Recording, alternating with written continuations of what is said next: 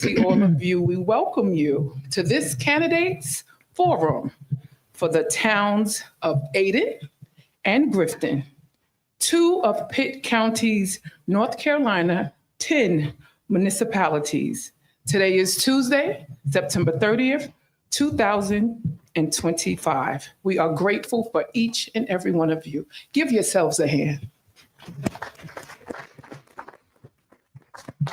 We certainly want to open up with a brief prayer. Let every heart pray.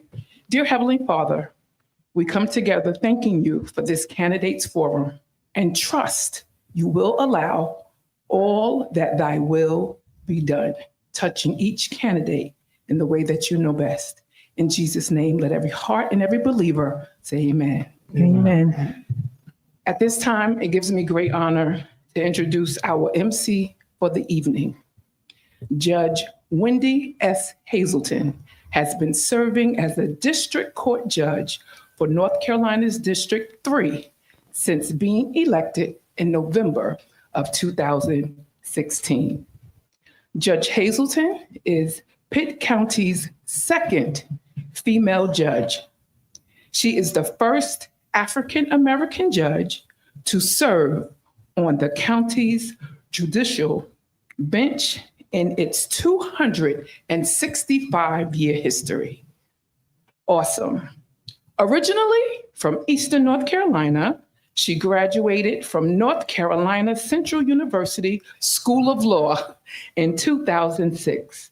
Prior to serving on the judicial bench, Judge Hazelton served this community as an assistant public defender for 9 years. Judge Hazelton and her husband, Eric, have 3 beautiful children. Let's put our hands together as I present to you the Honorable Judge Wendy S. Hazelton. Thank you and good evening to everyone. Good evening. Again, welcome to the candidates forum for the towns of Ayden and Grifton. Before we begin with the forum, I'm going to give some house rules, so please listen very carefully. This is a friendly forum, not a debate event.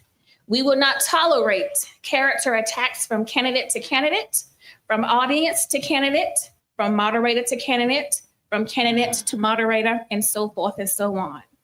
No campaign signs or banners are allowed inside this facility. However, candidates may hand out their campaign literature at any time.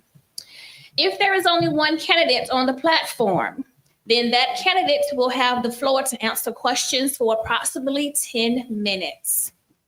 This does not include the 1-minute introduction and the 1-minute closing remarks.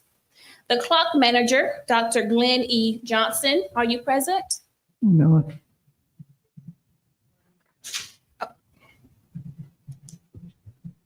We have a feeling. The clock manager will be seated on the floor in front of the candidates to set the time on the digital clock. If the candidate is in middle of a sentence when the buzz time goes off, they will be given an additional 30 seconds to complete those 1 to 2 sentences.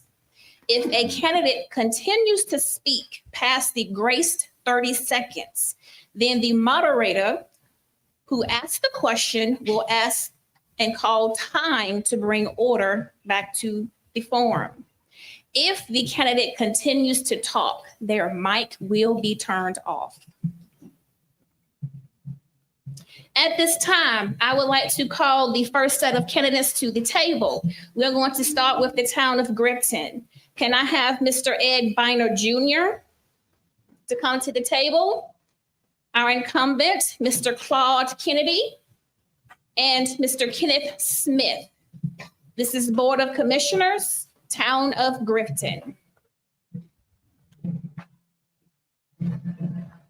I also want to introduce our moderators for tonight. We have Minister Andrew Davis, if you would wave for us. That's me. We have Mrs. Renee Boston Hill. That's me. And we have Reverend Dr. Andra Cunningham. Each candidate will be given a 1-minute timed introduction, and that will begin from left to right. The order of the forum questions will be from left to right, then from right to left. Again, we do encourage the audience to submit questions if you have questions. Ushers will have those note cards and collect those questions. The questions will be screened to make sure that there are no duplicate questions. We do reserve the right to not present questions that are against the forum rules. If no questions are asked from the audience, then the moderators will ask their questions that they have prepared. Each candidate will then be given a 2-minute timed response to respond to the questions. They will then, at the conclusion, be given a 1-minute closing remark time from left to right.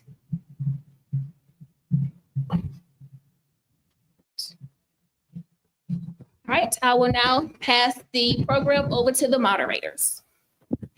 Okay. You could start with Mr. Ed Biner.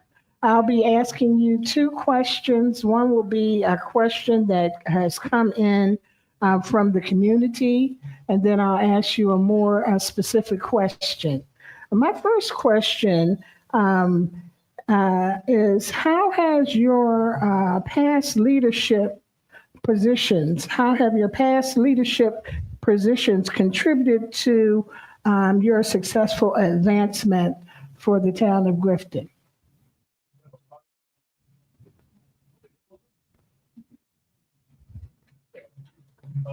I've been a retail manager for 20 years now.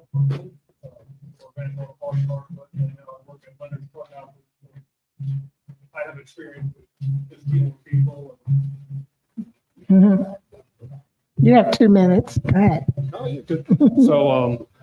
So I've just gained a lot of experience from just being in that position, that role, and doing that for, like I said, 20 years now. It's kind of amazing to look back on that. I've been doing it that long. Mm. So I have just problem solving skills from helping customers, and stuff like that. Okay. Dr. Cunningham, Yes. we need to give them their 1-minute opening. Mm-hmm. Oh, okay. Yeah, I missed that. Let's backtrack. You have 1 minute to introduce yourself. For everybody that doesn't know me, I've lived in Grifton now 11 years. I've been on St. Joseph Street. When I first moved in, people would ask me where I live. I said St. Joseph Street, and they go, where? I go, and I want to hear somebody groan, please. I would say next to Gene Coley. I would either get a or, hey, I know him. But my wife and I, we've lived there for 11 years now. We have a son. He's about to turn 7 here at the end of the year. And I still can't picture anywhere else to be. People say, you ever going to move out of Grifton? I said, I don't plan on it. I really don't. Okay, thank you. Opening statement for Mr. Kenneth Smith, please. Yeah. 1 minute. Okay. My name is Kenneth Smith. I'm excited to be here. I want to first and foremost thank the forum for hosting this, the candidates, give opportunity for each person to be able to hear what each candidate stands for. So thank you so much for doing that. I also want to thank you as audience for coming out, because we know in these days we live in that participation in government is very low. And so I want to thank each and everyone for the interest coming out, especially on a weeknight. I am a lifelong resident of Eastern North Carolina. I'm married, have 3 children, and I'm excited about being part of what Grifton is already doing. They're proud past of what they have already accomplished. And I look forward to being part of the future of Grifton, because if you drive through Grifton, you know that better days are ahead. I do not believe that the best is in the past. And so I'm excited about being part of this. And as a lifelong resident of Eastern North Carolina, I feel like I have a lot to offer to the town of Grifton. Okay, thank you. Opening statement for Mr. Clark Kennedy. I'd like to echo what Mr. Smith has just said, to thank everyone that had anything to do with preparing and putting this forum on. My name is Claude Kennedy. I'm a native of Kinston. I've been in Grifton since 1969. I taught and coached at Ayden and Grifton High School. I was assistant principal at D.H. Conley and Ayden and Grifton High School. and I was principal out of Gerald Whitfield High School, middle school, and I retired from the school system. This is my second term serving on the board of commissioners in the town of Grifton, and I look forward to everyone coming out to vote. Number one, whether you vote for me, but come out and vote. That's what I would like for you to do. Thank you. Thank you. Okay, we can go back to our, our general questions that we had. You answered one question. I'll ask the second part of it. You still have the 2 minutes. What are your ideas as far as infrastructure development that would take place to keep pace with population growth for That's the a good town of question. Grifton? That's a question that's become up a lot lately in Grifton. I know the town manager right now, he's been working hard on some of those ideas already. The pump stations, they need to be upgraded. That's been talked about at town hall meetings, I think, for the past 3-4 months at least now, if not a year probably. I know there's certain areas of Grifton that have flooding, and I've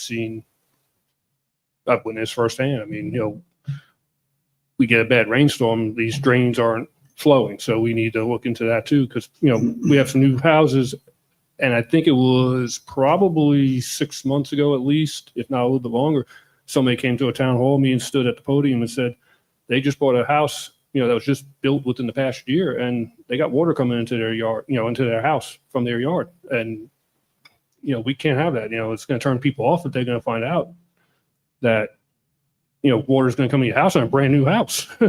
I wouldn't want to buy a house in that neighborhood if I found that out. So we need to, I know the town's looking into that. I've talked to the maintenance manager. He's been out there. He gets his crew out there looking, to solve those issues. But we need to make sure we have our systems upgraded. Okay. Okay. All right, next. Okay. My question is one of the community questions, and this was going to be for Kenneth Smith. Mr. Kenneth Smith. Mhm.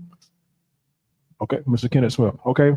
My question for you is, for those who are incumbents, for the challenger, what issues make you available enough to give you my vote and not the incumbent? And this is a community question. You will have 2 minutes to answer the question. We start the clock. Could you repeat the question if you don't The mind? question is, what issues make you available enough to give you my vote and not the incumbent? And this is a community question. This is a question from the community. So here's the great thing about that. I'm not asking you not to vote for the incumbent. You're not going to hear that from a lot of folks. You get 2 votes for commissioner. Well, the incumbent is one of the votes. I think Mr. Kennedy's doing a great job on the board, and I'm not running against Mr. Kennedy. I'm running for a vacant seat that my neighbor is not seeking re-election. And so I'm not running against an incumbent. I'm running for a seat. I'm running for the people. And also I want to let you know is that with my experience, for the past 20 years, I've served in public life. I've been a town commissioner already for a small town called Turkey, North Carolina. I've also served a little town called Atkinson. I was their mayor during one of the worst natural disasters that they had. And so when the town was surrounded by water, kind of like the comments that were just made by one of my opponents about infrastructure, I know what it would take to be able to step in day one to work towards that. As someone who has dealt with infrastructure issues, I served 8 years on the Pender County Board of Education. I know what it means to serve with a diverse population. And just recently, before moving to Pitt County, I served as a county commissioner. I would say this is that out of votes, if you want to vote for experience, I definitely would be someone I feel like would fill that qualification. And so I would ask for that, not to vote against an incumbent, but I'd simply ask you to let me be one of your second votes. All right. So I hope that I just gained your vote. All right. Your specific Okay. question. Now, the next question I had, and this is a personal question, and it's pretty interesting, I guess, on a lot of people's mind, I'm sure. Okay. The next question would be for affordable housing. What would you do to make sure, with all the things that's going on, with the inflation and all the things, price of everything going up, food, gas, whatever, what will you do to ensure that the community has affordable housing? You will have 2 minutes to answer that question as well. Is that for me also? Yes. Okay, I didn't mean to dominate the debate tonight or the That's okay. forum, but if that's for me, that's fine. Affordable housing. See, the government. Here's the thing: if you allow the government to control the price variance in houses, then the thing that you're going to have, the government that can change the value of a house, is also the government that can destroy the value of a house. And so what we must do is simply make it where people it's affordable to live in Grifton. I believe it is. I had an opportunity to look at many towns in Pitt County. I chose Grifton because I felt like it was a place that not only could we afford, if you look at homes in Greenville and other places, it's a place that I felt like that we could raise our family in. And so my little boy's 5 years old. He's playing on the Grifton T-ball team, affordable housing. That spoke to me because I have to make a house payment just like everyone else. And so that's an important issue, but it's also something that I think what the government should do is step back and let the free enterprise system work. Okay, I have a question for Mr. Claude Kennedy, and it's regarding the economic development. What strategies do you support to attract new businesses and jobs to the town of Grifton? Thank you. I think at this particular time, the way Grifton is growing, we have 3 subdivisions that are under construction at this time. And with the influx of individuals that will be coming into our town to live, I think that it's going to impact the economic development situation that we have at the present time. We are trying to make sure that we have a water quality that people will, at that particular time, we want the water to be clean. We want a good sewer system. We want our infrastructure to be top of the line. In doing so, I think we will have economic development at this end of the county. From Ayden on down, I think it will impact that. Okay. All right, this is one more part of the question. Well, what type of business, and I'll ask this of Mr. Smith, what type of business would you say would attract someone to come to Grifton? Mr. Smith, Kenneth Smith, you. Oh, did you want him to finish answering the question? No, you. You want to do it? Yeah, I want to Okay. know, what do you see? What type of new business do you see for Grifton? Well, if you've been to Grifton, you realize that we're not going to be bringing industry in Grifton. I mean, we're kind of landlocked to a degree of what land we have, but we have a downtown that's thriving of opportunity. A lot of businesses are closed in Grifton, but it means it's an opportunity. What businesses? I mean, I can't say because it would be up to the person who is bringing that business. And there's a lot of development to see what would work in Grifton. I managed Ace Hardware for several years. And before they built that Ace Hardware in the town I was in, they went in to see, was there a need for that? And so I would think that whatever services that were needed, that's what they would look for. So I think it would be kind of premature for me saying this business or that business, because then I'm not going to pick or choose the winners and losers. Okay, and this last one is for Mr. Brenner. What type of new business would you see for Grifton? And what kinds of jobs would you see to attract people to come to Grifton? That question has actually been a debate on Facebook a little bit. We have a building that's been renovated. The storefront's been redone, and the person that's done that work has asked what we would like to see. And it's a wide variety. I know people would like to see another thrift store maybe come back in there. That location was called Cannon's Consignment Shop, which I know people love. I wouldn't mind seeing like a restaurant somewhere where you can go out on a date night with your wife, or just somewhere to go with some friends and just talk, social meeting place. I've seen suggestions all over the place, like axe throwing like they have down in Kinston. But like Mr. Smith said, that's really going to be up to the person that wants to come to Grifton. They're going to look to see what the demographics are. They're going to look to see what the locations they can go into and what might work there, what might not. We are thriving, growing with the subdivisions. And younger families are moving in. So, it can be a wide variety of places. Like I said, it's hard to really say what can come into town, but whatever does come into town, I really think the folks in Grifton will support it like they do with the Food Pride, Highway 55, Greg's Pizza, all those places, so it's just going to really be up to whoever wants to bring a business to town to do their research and Okay, hopefully can support it as citizens. Thank you. Okay. All right, Mr. Kennedy, Mr. Carl Kennedy, from your previous experience, you have 2 minutes, from your previous experience and knowledge, what have you seen that needs to be improved as far as Grifton's infrastructure? Currently, we are working to make sure that our water system, our sewer system, the infrastructure is the best that it can be. And we're constantly working to improve that each and every day. We have a maintenance director and a new town manager that's been with us a little less than a year. And both of these individuals, along with our town board, have worked tirelessly to make sure that these features that I just mentioned, water and sewer, as everyone knows, are very important, whether it's a large town or a small town. And hopefully the infrastructure that we have, as Mr. Biner mentioned about businesses coming into town, it's a free enterprise system. And we would like to invite any business that would feel free to come to Grifton. We would certainly welcome them.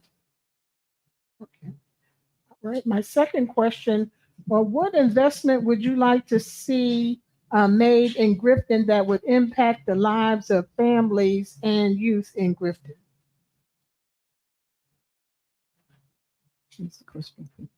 I think that having a town that welcomes citizens, having a town that's clean, having a town that's safe,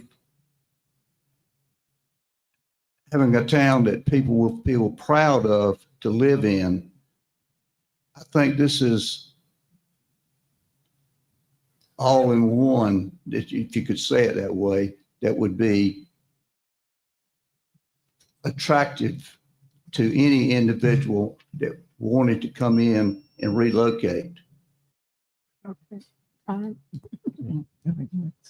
Okay. My question is for Mr. Ed Boehner. Is that Junior? Is that correct? Biner Jr. Boehner Jr. Okay, I'm horrible with names, man. You're You're gonna good. have to forgive me. I've been Okay? called worse. All right. I'm going to ask you the same question. I got two questions for you. I'm going to ask you the same question I presented to Mr. Smith here concerning affordable housing. With all the inflation going up and with everything, just the cost of living in general, just going through the roof. What are your plans, or what do you have in place, or what are your thoughts of doing to make sure you address, those particular problems in our community? You'll have 2 minutes. Well, like Mr. Smith said, when I moved into Grifton about 11 years ago, it was a nice price. My house was a good price. I'm looking at these houses coming up around us, about the same square footage, and $230,000. I'm like, man, I would not want to buy a house in this market, especially with the way the rates go up and down. I got a fixed rate.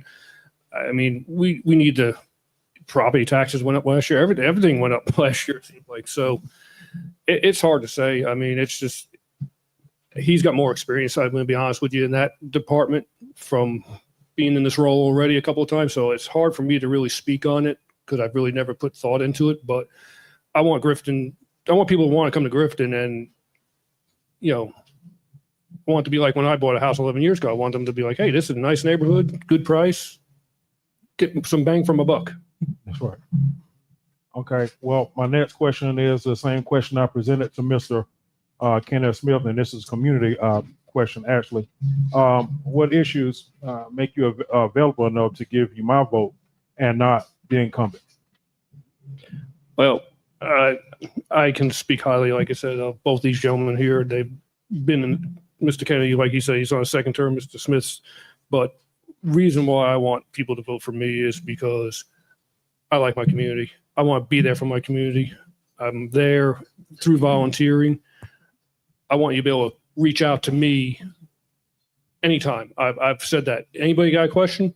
Reach out to me, message me. I'll meet you face to face, talk.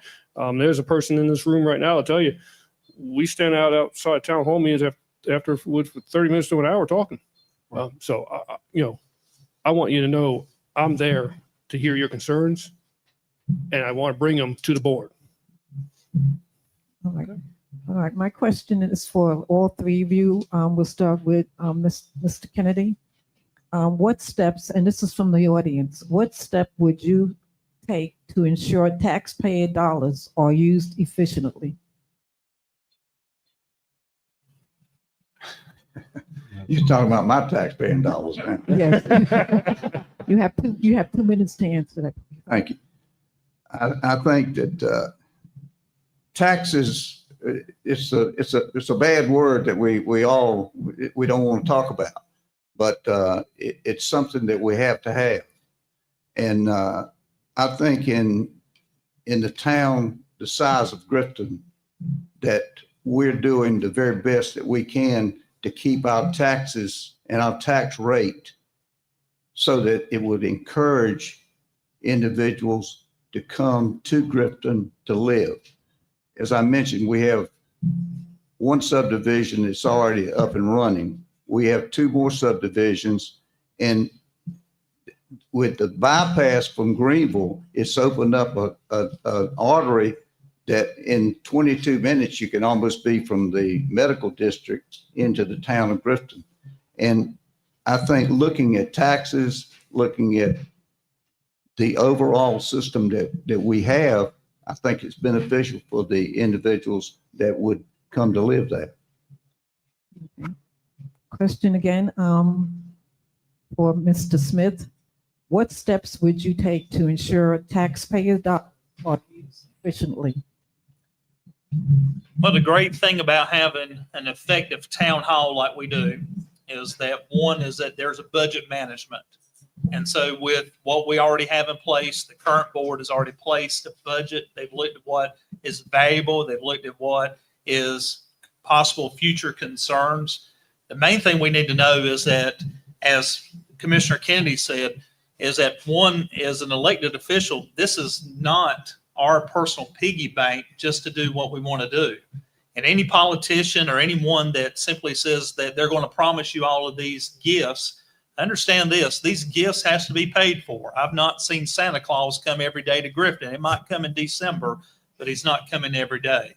And so my personal pledge is that with the money that's spent, as we're already doing, is to make sure that those dollars are being spent for the betterment of Grifton. That infrastructure has to be our top priority. And so I believe that we're doing that. I believe we're on the right track, but we need to spend money that affects our families. As I said earlier, as a parent, when a 5-year-old is playing T-ball, we are very competitive. Go out to the T-ball field and see the hard work that's being done there. As someone that enjoys getting out and going and walking through the town, there's a lot of great things happening in Grifton. In fact, I think that we're using our tax money wisely, and we just need to continue to make sure that whatever we spend, that we're spending it for investment, not just throwing money out, but just like at our own home. Are we going to make an investment in that? And you're seeing a lot of that already with your current board, and I want us to continue to do that. I know if you go out to eat or buy groceries, used to I could get a whole grocery cart load at Food Line or any of these other grocery stores and fill it up for a couple $100. Now, I mean, I can carry a couple $100 on both arms with the grocery bags, and you probably understand that. Our town needs to understand is that we're going to spend this money wisely and understand the money we have is not ours, but it's the people's. Okay, thank you. And Mr. Brenner, we're going to ask the same question of you. What steps would you take to ensure taxpayer dollars are used efficiently? Well, first, Ken, December 6th, Santa Claus is coming to Grifton. I can tell you that. He'll be in the parade. Talking to the citizens, if we need to use taxpayer money for a project, I think as a commissioner, I would like, as a citizen, I'd like my commissioners to get out there and talk to me about, hey, we got to spend this money. But like we said, we can't just, like they all both said, we can't just spend money because we have money. We have to be smart about it. We have to talk to the citizens, say, hey, here's why we're spending this money. So, because I don't like spending money. I don't know about anybody else, but I don't like spending money, but we just got to be smart about it. Like they said, the board has already got things in place. And going forward, we're just going to need to make sure we're not pinching the walls on our citizens and our community and our families more. Okay, thank you. Okay, Mr. Bonner, I have 2 questions for you. What would, and you have 2 minutes, what would you like to see done in Grifton to lessen crime and assist with such issues such as homelessness and those who have drug-addicted problems, addicted to drugs? Well, I do know that we actually have a fully staffed police force for the first time, and I can't even remember. I've been in town 11 years, and I remember when I first moved in, I would see cops patrolling the streets, just driving up and down. I probably see them go past my house 3 or 4 times in a day, sometimes if I was home all day. So I'm glad that the town, the board, and our chief has worked hard to get us fully staffed. It's really refreshing. And they also, I appreciate the step they took last year to get a cell phone so that when we're calling, it's not going to Pitt County Sheriff's Department. So I think that's a very good step. And, maybe we need to, organize some neighborhood watches too. I know we have certain areas of town where people are seeing some suspicious activity. People are trying to go into vehicles. I've seen posts on Facebook, but those citizens are being vigilant and they are contacting the police and they're warning their neighbors. And I think a community, is just people looking out for each other is one of the best steps we can take to, thwart the crime. Okay. The second question that I have, what advancements would you like to see in terms of economic development in Grifton? I would just like to see some businesses, come in like we've talked about. I know if we get some business in, the money will stay in town, the folks will support it. So we just need to keep pushing forward with getting Queen Street a little bit revitalized. I mean, it's looking good. Like I said, that one building's got renovated. Hopefully something will go in there and that will attract more people to come to town with a business. All right. My question will be for Mr. Kenneth Smith. I have 2 questions for you. You have 2 minutes to respond. The first question, this is a community question. Town governments in North Carolina are being held accountable for not completing the mandates of the ADA Americans with Disabilities Act that were due to be done by July of 1992. What will you do if elected to office to ensure this federal law is followed by ensuring that all programs and places are accessible to everyone who has a disability? You have 2 minutes to respond. You can start the clock. I can answer in less than 2 minutes if it'd be easier. Follow the law. Simply put, you follow the law. I mean, you ask me what would I do? I would follow the law. So if there's an area that's not, then that's why you have a town manager. And that's why you would see what needs to be done based on policies, and you would just enact those policies. But I like to piggyback just for a minute on the crime issue. Crime is a condition of the heart. And so we are fully staffed there at in Grifton with our police, but we're also called the family town, and I think it's for a reason. I think people feel safe for the most part being in Grifton, and so I'm glad of that, and I want us to keep on that track of doing what we're doing right now. My next question to you would be a question about the community law enforcement. Of course, that we live in a climate now to where the law enforcement is not exactly popular when it comes to some communities. And my question is, what would you do to kind of bridge the gap between the community and public safety or law enforcement? And you have 2 minutes to respond. Well, law enforcement's not popular to criminals, and it shouldn't be. If you break the law, you should pay the price for that. But we are also hold our law officials to a standard, well, like we would any profession. And so when we're talking about community engagement, I think it's important, since we're fully staffed, is that the town and those residents, that we have town hall meetings, and so that people can express their concerns, like what you're saying about what their individual ideas are, perception. Sometimes it's just perception. Perception is not always reality. And so that what can we do so we can build those relationships? I've seen a Grifton police officer out. There were some kids playing in the yard, and he got out and he was talking to them and was throwing the ball with them. To me, that's what community policing is all about. It's getting to know these children. It's getting to know your community. And so you feel comfortable walking up to them. My son, who's 5 years old, we tell him, if you get separated from us for some reason, find a policeman if that's the case. And in Grifton, I think we've got a superior police force, and I'm excited to see what they're doing, and maybe they can do more in getting out in the community and letting the community know what services they offer. Okay. Another question from the audience. We're going to start with you, Mr. Kennedy. What will you do to encourage more civic participation and communications between citizens and leadership? At each board meeting, our board meetings are open to the public. We try to be transparent. And I have a cell phone, as most individuals do. And my cell phone is in the town hall. If someone needs to get in touch with me and they do not have my number, they can certainly call the town hall and I'll respond to them. Any question that a citizen in Grifton has, I would be more than glad to try and answer. And if I can't answer, I will try to get the answer for them. I think that it's important that we as a board, from the mayor to the 5 commissioners that we have on our board, to be transparent with the citizens of Grifton and be open with what we are planning to do. And I think that since I've been on the board, we've tried to do that. Thank you. Okay, Mr. Brenner, I'm going to ask you the same question from the audience.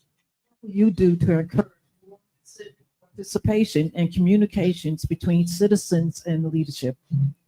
Not to really piggyback on Mr. Kennedy, but yeah, reach out. If I'm elected, reach out to me.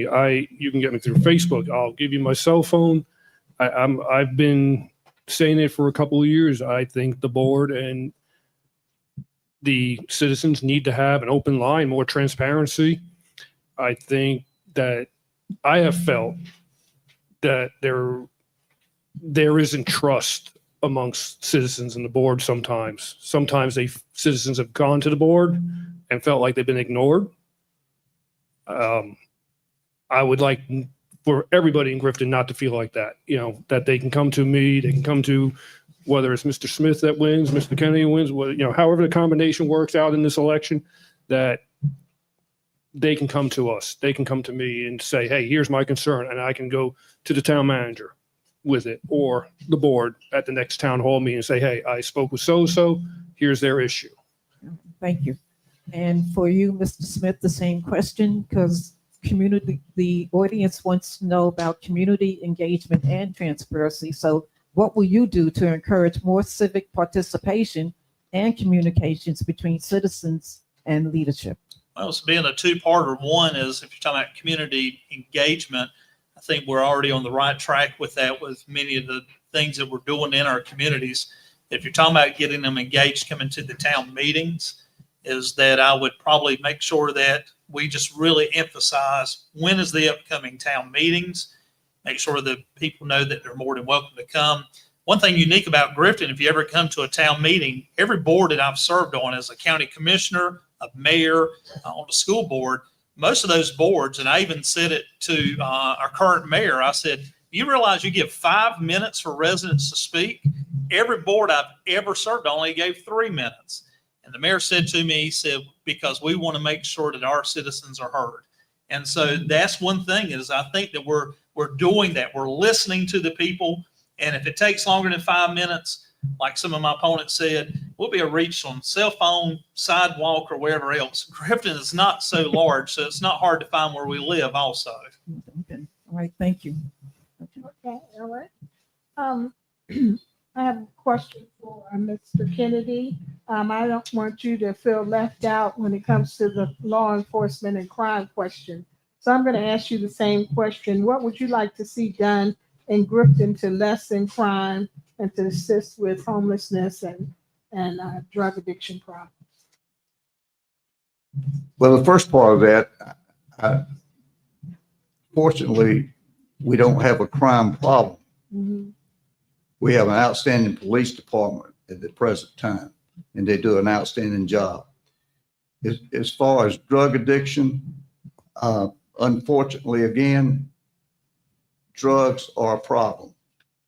And I think it takes not only the police department, but it takes the citizens of Grifton to try and do the very best that they can to eradicate this problem. We know it's there, and we have to all try to work together. As Mr. Smith said, this is a family town, and we try to adhere to that. All right. Well, we want to thank everyone for the participation. You'll have 1 minute for a closing statement, and we'll start with you, Mr. Brenner. 1 minute. So elections coming up, early voting starting. You got some great choices up here to vote for. I just hope that I'm one of those votes you give on whether it's an early voting or November 4th. I have really grown in this town. I have made some great friends and volunteer with a great group of people. So my reason for wanting to run for commissioner is because I have Grifton's best interests at heart. I wake up almost every day thinking, what can I do for my neighbors? What can I do for my community? I show up to events just volunteer. I mean, I just enjoy being out amongst the family town community. Thank you. Closing statement for you, Mr. Smith. 1 minute. Thank you again for each one that's come out. I just want to make this closing statement. One thing I keep in my pocket sometimes is this envelope. It's a blank envelope, and the reason why it's blank is because if you remember the days before all the text message and emails, we used to send letters to people. On here, you would have to put who's sending it. You have to know who you are. I know who I am. I know that I can do the job. I have done the job in the past in other parts of Eastern North Carolina. Also, you have to put on this envelope where it's going. I know where Grifton is going. I can see the movement. I can see the growth of the town, and I want to be part of that. The last part of this envelope you would need to put on this corner here is a stamp. And you know what that means? Someone's got to pay the price. I know what it's going to take to serve and to do. This is not a once a month job where you go to a meeting 1 hour and your job is done. I understand the commitment level, if elected, of what it's going to take to serve, and I'm willing to do it. My wife is standing behind me, and most importantly, my 5-year-old is also. Great. And closing statement for you, Mr. Kennedy. 1 minute, please. Thank you, ma'am. I, as the incumbent, I'm asking you to vote. I'm not necessarily asking you to vote for me. I'm asking you to vote. It's important, whether you vote early or you vote on November the 4th. It's your God-given right. So please do vote. What I would like to say is I'm finishing my second term as a town commissioner in Grifton. And I think during the 8 years that I have served, I've seen Grifton move progressively forward. And I do not want to see our town go backwards. I want to see our town move forward. And I think with the next 4 years, I think we're going to do some great things in Grifton. Thank you. Okay. All right, we want to say thank you to the candidates for the Board of Commissioners, Town of Grifton, Mr. Ed Biner Jr., Mr. Claude Kennedy, and Mr. Kenneth Smith. We all give them a hand.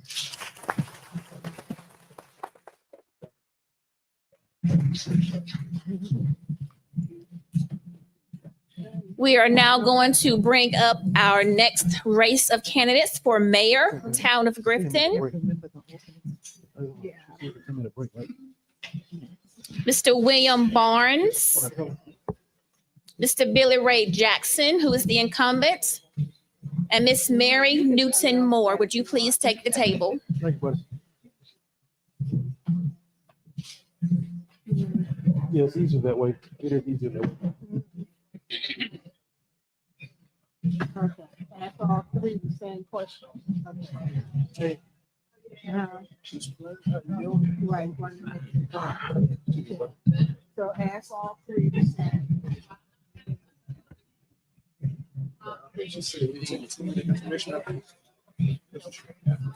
No? Okay, I got you. But you know. Long time. Thank you so much.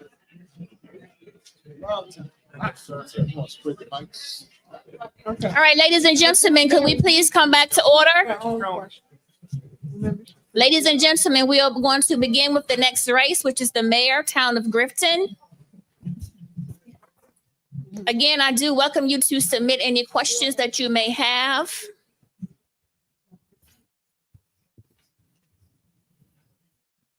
If you would like to submit any questions, please raise your hand. Our ushers will be able to assist you with the card. Too long? She wanted us to answer her question she submitted. No. Thank you so much. Moderators, are you ready to proceed? All right, the floor is yours.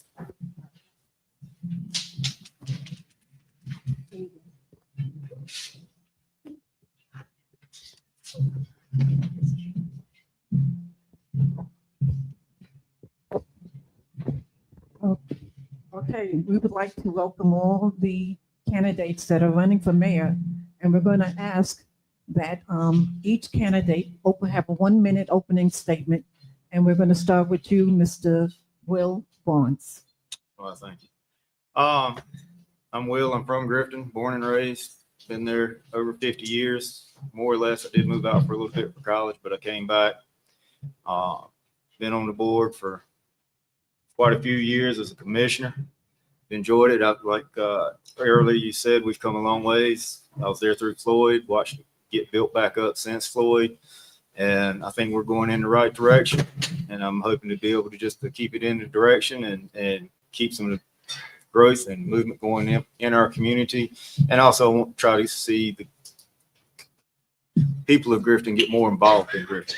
It's not just a place for people just to come to lay their head. I'd love to be able to see Grifton get where you can go out and have more events and family stuff to do in town, especially with all the new subdivisions and stuff like that. All right, thank you. Mr. Billy Ray Jackson, you have 1 minute as an opening statement. I'd like to start out by saying thank all of you for coming here tonight. My name is Billy Ray Jackson. I've been the mayor. This coming November will be 20 years. The town's come a long ways in that length of time as far as having money, as far as the town being in better shape. The streets are in better shape. We have a level of transparency in our town hall that I think is unquestionable. And I feel honored to have been the mayor that many years. And I appreciate the help from the board members, our town manager. We've got a great one, and our superintendent of public works, police chief, and that's already been spoke on tonight. But I really believe the town's moving in the right direction. Thank you. All right. Miss Mary Newton Moore, we'd like you to open statement for 1 minute, please. Thank you very much. My name is Mary Newton Moore. I was born in North Carolina, Farmville. My family moved to Grifton. I went to school there, South 8th High. And then we moved to New Jersey, where I finished my education, college education. I have a degree in business administration and economics. I have a master's degree in supervisory education. I was a teacher in Newark, New Jersey for a number of years. I also ran a daycare center for the Newark Public Housing Authority for 18 years. I served on the Board of Education in Irvington, so I've been politically involved since I've been away from home. And I came back every year spring break, summertime, and Grifton is my home. Okay, thank you. All right. Okay. All right. Mr. Barnes, Yes, 2 ma'am. minutes. I would like to ask you, what have you learned from your current position that will assist you in your position should you be elected mayor? Well, I think just in general, as you serve on the board, you find out that, when I originally started on the board, I'd sit out, as most citizens do, I'd sit in the audience. Well, half the time I was the only one sitting out there for a long time, probably years. And you never really understand and get a feel for what actually goes on until you've gotten up on the board as a commissioner. You realize that it's a lot more than just the 30 minutes to an hour you see at a meeting. You see the ins, the outs, the funding, your grants, and where the funding comes from, the amount of paperwork and qualifications that the people have to even apply for grants. I'm talking about there's so many requirements that the town has to meet that you get to see the behind the scenes aspect of it. It's not just as easy as, hey, let me go call up, down State Center and see if he'll send us over a grant for some infrastructure. There's a lot more to it than just begging for money or however you want to say it. And I think knowing the ins and outs of it and knowing the procedures like that, that's probably what I've learned the most as far as being up on the board, seeing the behind. I say behind the scenes, it's all open, but you just don't see it in that hour sitting out in front of the commissioners' meetings. Okay. My second question is, and you have 2 minutes, what can be done to improve employment opportunities in Grifton? Still for me? Yes. With employment opportunities, number one, we need to have businesses and people that are in places and businesses in town that are willing to hire. Currently, we struggle with getting businesses to stay in town for the reason of, we'll get a business that comes in, everybody supports them for a little while, but then all of a sudden it's, we go to Greenville every day or we go to Kinston every day. Well, we're already in Greenville, Kinston, so we'll buy from there. Well, that hurts the businesses that came to town for us. A lot of these people put stuff on the line and put their own money up to go into these businesses and keep them up and starting in Grifton. And if you can get the community involvement in the whole scenario, I feel that it would create the business would come and stay, the community could be more involved, and therefore you create more employment through that.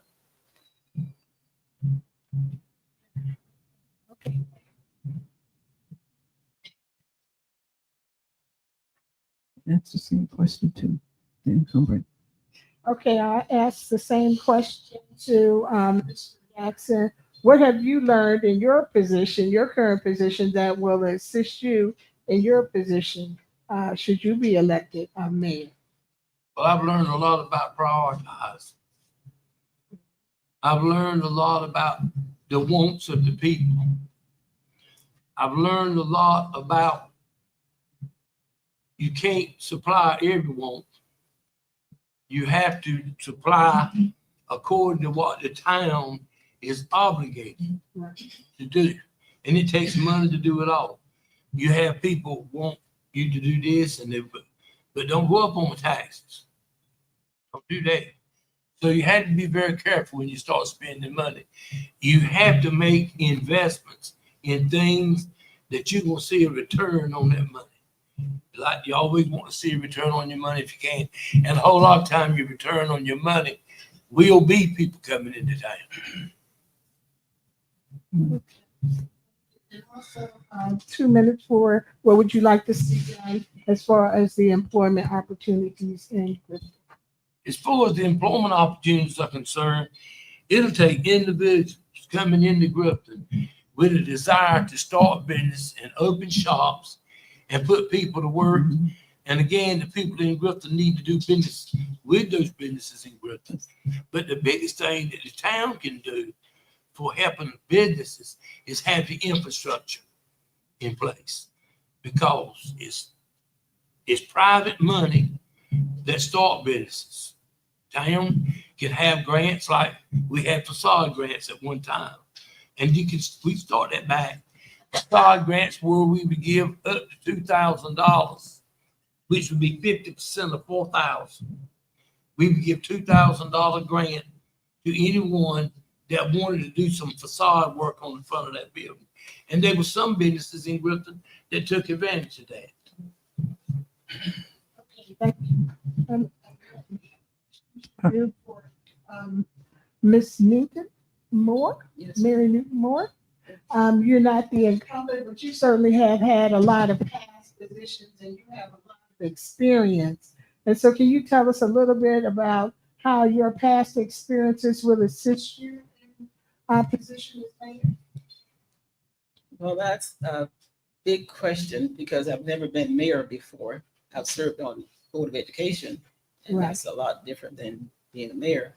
But the main thing is being considerate of people. We have such a diverse group of people, and we need to take a closer look at their needs and their lacks before we just give them anything. Mhm.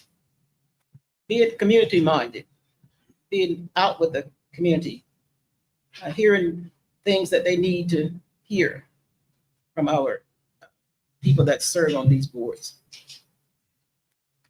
We just need to be a little more community minded instead of coming to a board meeting once a month and you hear what's going on, but you don't really understand because it wasn't explained to you at the beginning.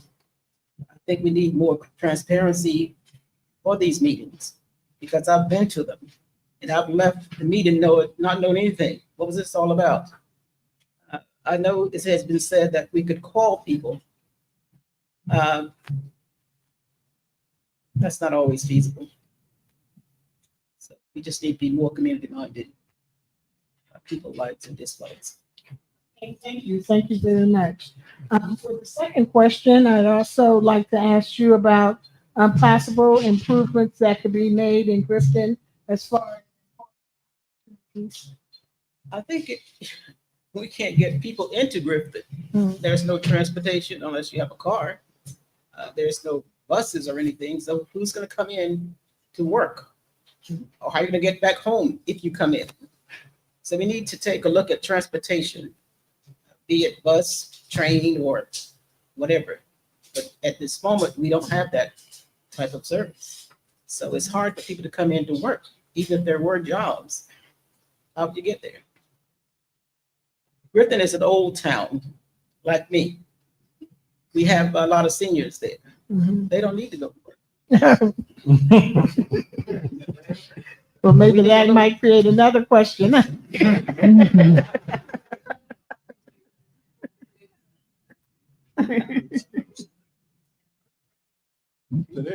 Okay, thank you very much. All right. My question would be for Mr. William Barnes. We're going to start with you. I'm going to ask this question. You have 2 minutes to respond. And we're going to go back to the question of affordable housing. With the inflation and the cost of living, price of groceries, everything went up. It's making it more harder for people to live. The rent's going up, and I don't see it getting no cheaper no time soon. What will you do to address to make sure you have affordable housing for your community for those who can't afford? Well, until I can speak on this on so many different levels, but I remember when I bought my first house, I ain't gonna tell you what I paid, but it wasn't much, and it was in Grifton. You can't even buy a car for what I paid for that first house. Right. The issue you got though is when most of the houses are owned by individuals and they're rented to individuals that, the town has no say in how much the rent is going to be. I got it. One of my children are still, I'm not gonna say a teenager. He's not a teenager, but I just hate to be a kid in general in today's society to go out because, when I moved out, you could get a rent for like $300 and I'm here in my daughter's neighbor's house. It's not that big and renting for $1,300, $1,400. I don't see how anybody's going to afford it with what the wages are right now. Now, as far as the affordable housing part of it goes, as far as the town itself, we don't own the houses. So, we can't control rent prices. Now some people have come in and opened up Section 8 housing and things like that. But there again, that's going to be, ends up going through you counties typically. And so I'd love to see it. Don't get me wrong. It's nice to have, but you'd be fixing prices otherwise. And unfortunately, like I said, hopefully it's a family town and you love your mom and your daddy and they love you back, because the way it is right now, it's real hard for kids to get out there on their own straight out of college. I just don't see how anybody's going to do it. I don't know if that's going to answer your question, but I can feel the pain. All right. Now we'll be on the next question be from Mr. Billy Ray Jackson, the incumbent mayor. Ask the same question and the question is the same thing for him for the affordable housing with everything going up. And I'm pretty sure that, like she mentioned, a lot of your community is elderly, and not just elderly, everybody dealing with the same problem. But what will you do to try to, if anything you can do to try to ensure that, do your part to make sure there's affordable housing for the community?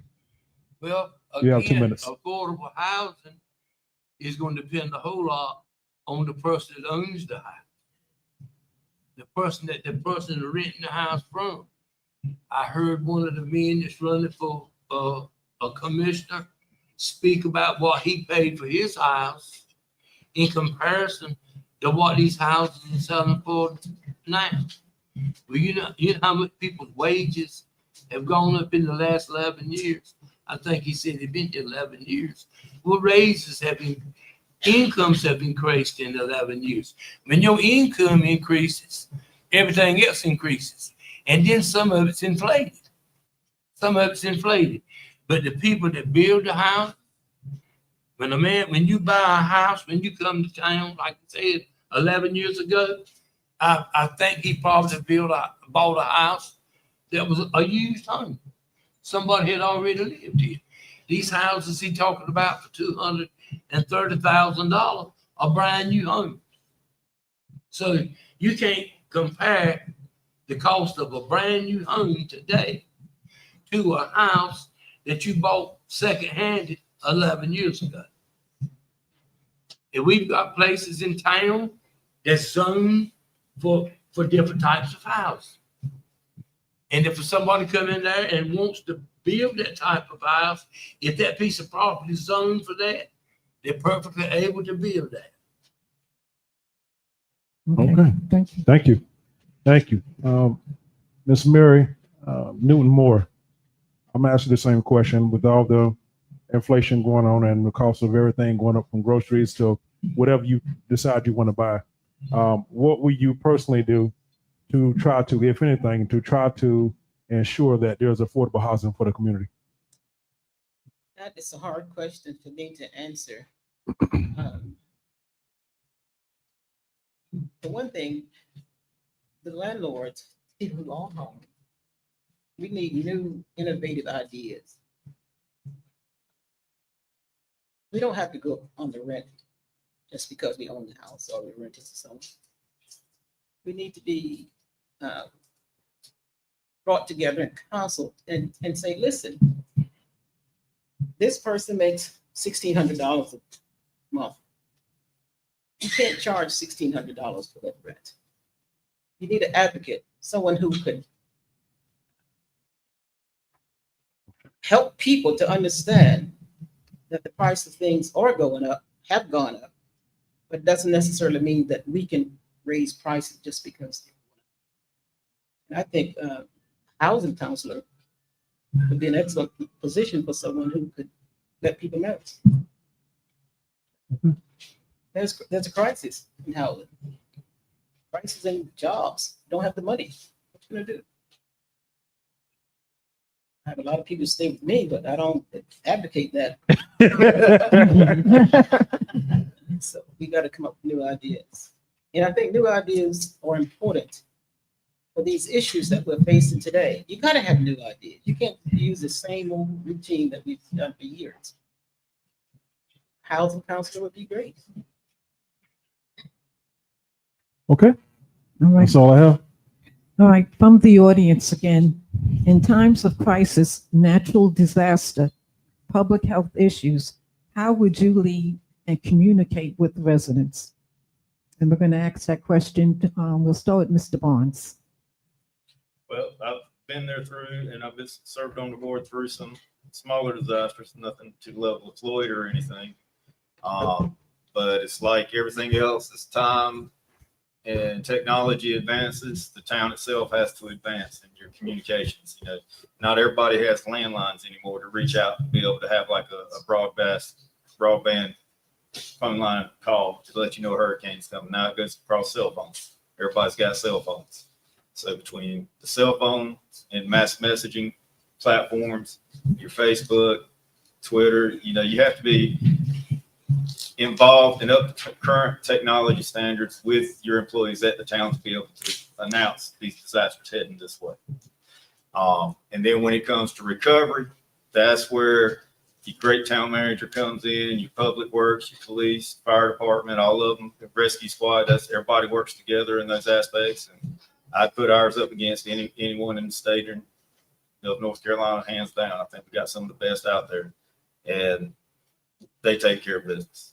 And like I said, I was there during Floyd.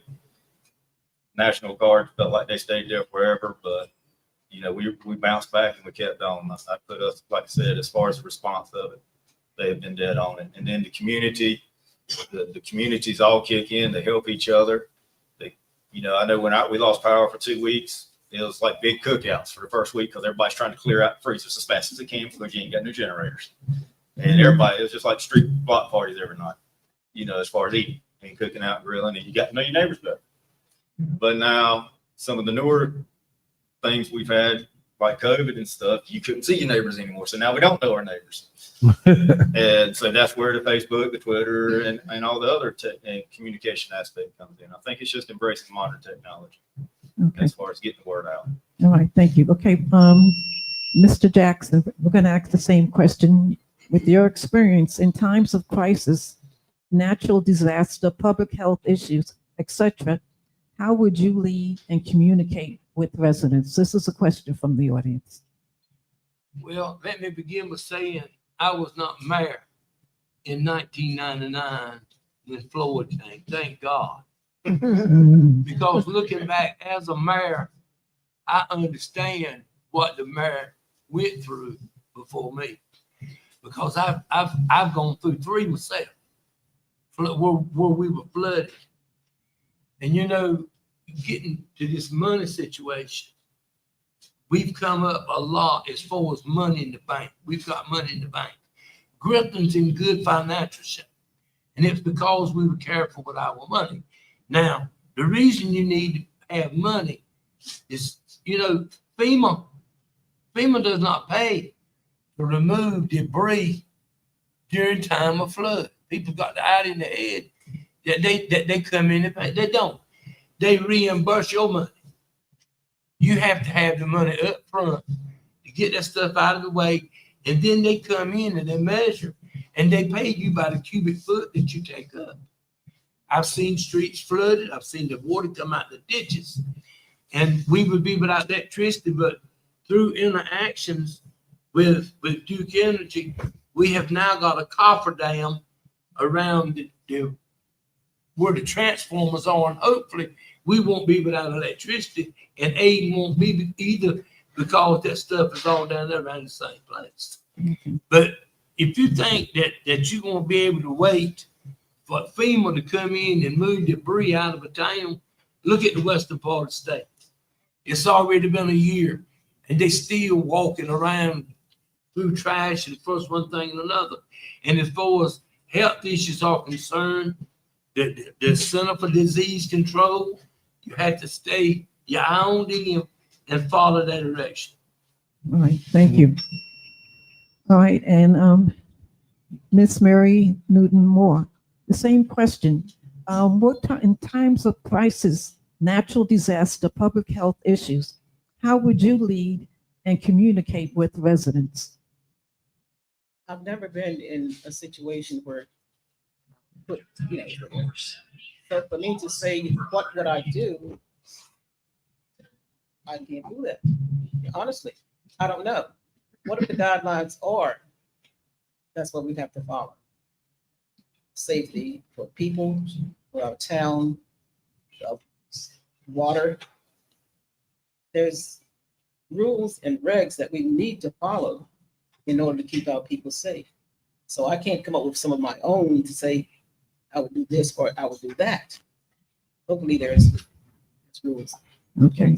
All right. So again, we want to thank the candidates for coming, and we're going to give you 1 minute to have a closing statement. And another question from the audience was, please say one thing positive about the two you are running against. I figured that would be a nice closing statement. Well, I tell you this, I would love to hear something positive about me. Well, we're going to give you that opportunity, okay? I want to hear it, though. I want to see it. All right. So, all right, Miss Mary Newton Moore, 1 minute with a closing statement and two positive things, or one positive thing about the two candidates that you're running against. Which way you want to go? And one is the incumbent, but go ahead. Okay. Mr. Barnes, I think he's a great person. He's very friendly and outgoing, and you can talk with him after the meetings to find out what you didn't know during the meetings. And I think that's a plus. I think he would make an excellent mayor. He's been around long enough. Earned that.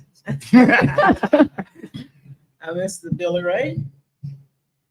Oh, we have our differences. Okay. He's a nice guy.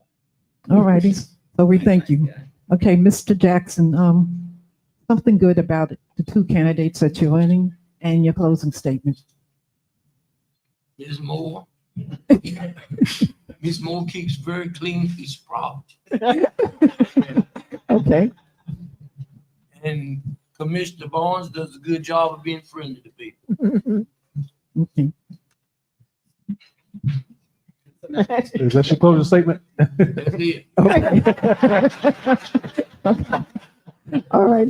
Okay, so Mr. Barnes, this is your opportunity to say something good about the two people you're running against. I'm going to do this one so you can hear me there, Billy. And Mr. Mayor, I have really enjoyed being on the board, serving under you, and you have managed to, like you pointed out earlier, keep this town growing financially. We've never been in the red I'm aware of. He's done a lot of great things in the time he's been up there, especially when it comes to infrastructure and the budget, and keeping the, like I said, keeping the bank and keeping the bigger governments from coming in and trying to run your house for you. Because that's one thing I don't like. Ms. Moore, all right, now Ms. Moore, Yes. I love to see the community involvement that you have, the ideas that you've brought before the board. You know, some of them we've tried to work on and make happen, but it's just the fact that you're willing to come up to the board, get in front of everybody, and to give a statement, to try to do something to make the town a better place has always been a positive, and I've loved the attitude and the love for the town. As far as myself, I just hope everybody comes out and votes, regardless of which one of us you pick. Have a good evening. Okay.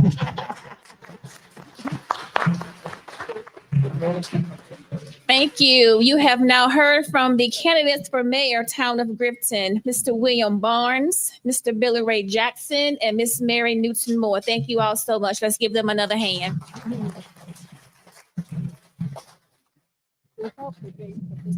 We are now going to take a few moments to transition to the town of Ayden.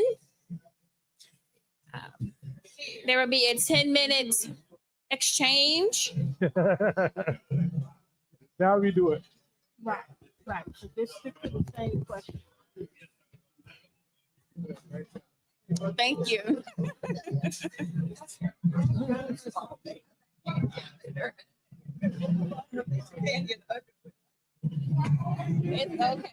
okay. It's all right. Thank y'all for coming. Okay.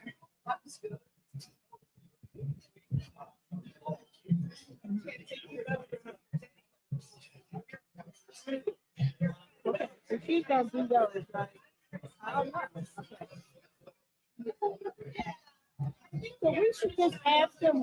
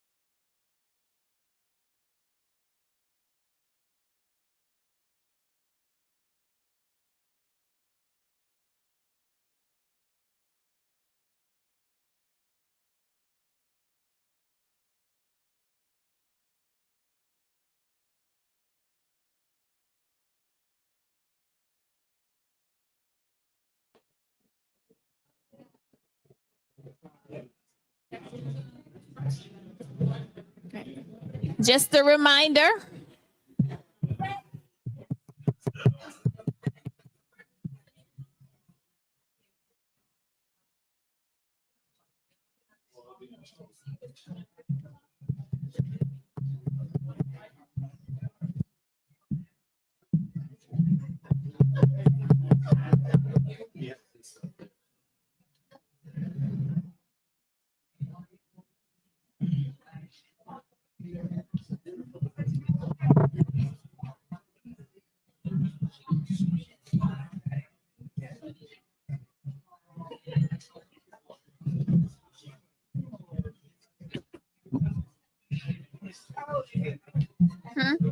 It's cold. It's cold.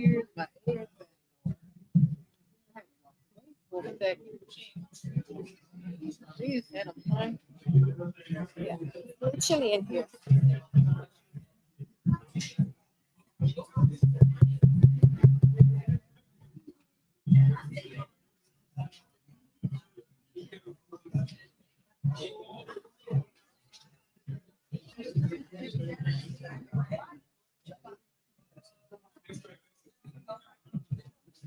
Check, check. Check, check, check, check. Check, check, check. Check, check. Check. Okay.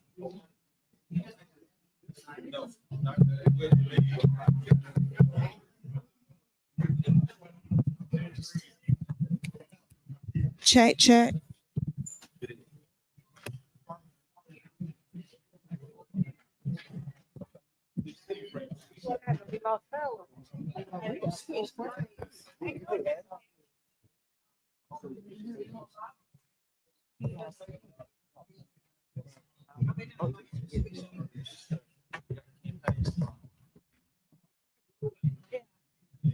Switch it back. So we can really take up our whole thing.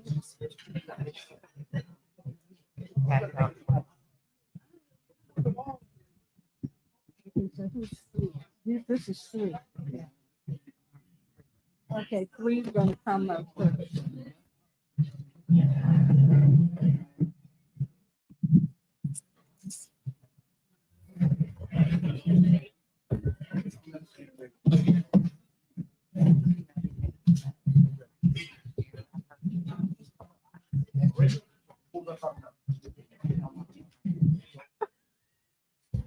What did you say? You did great.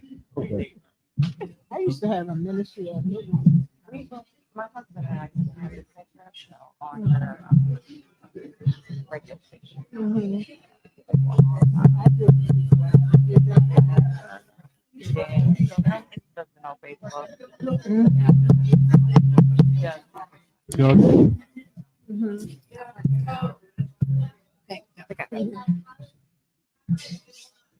All right, ladies and gentlemen, we're going to be coming back for the second half of our forum tonight.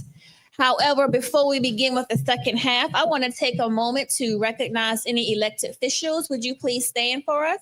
Any elected officials here tonight? All right, if you would please introduce yourself. Hello.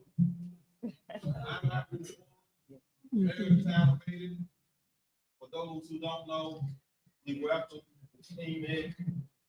Come here to feed our people the truth from the candidates. Oh, I thought you took my literary feed for me. And I was like, I ain't want Y'all may think that y'all getting, that we're doing y'all, but you guys, we appreciate you. I guess the other commission, candidates that's here, some on the board, they can, introduce themselves. Again, thank you. Thank you. Anyone else? Yes, sir. Over here, our interim manager. Those who don't know, we're in a transition period, and if we can't respond to you as soon as you normally would like us to, we're going through that phase of our time.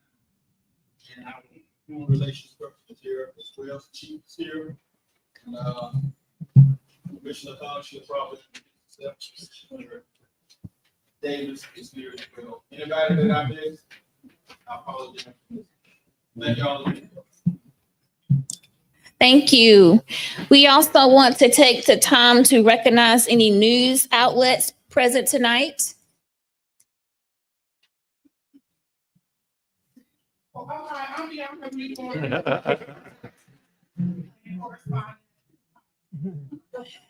Thank you.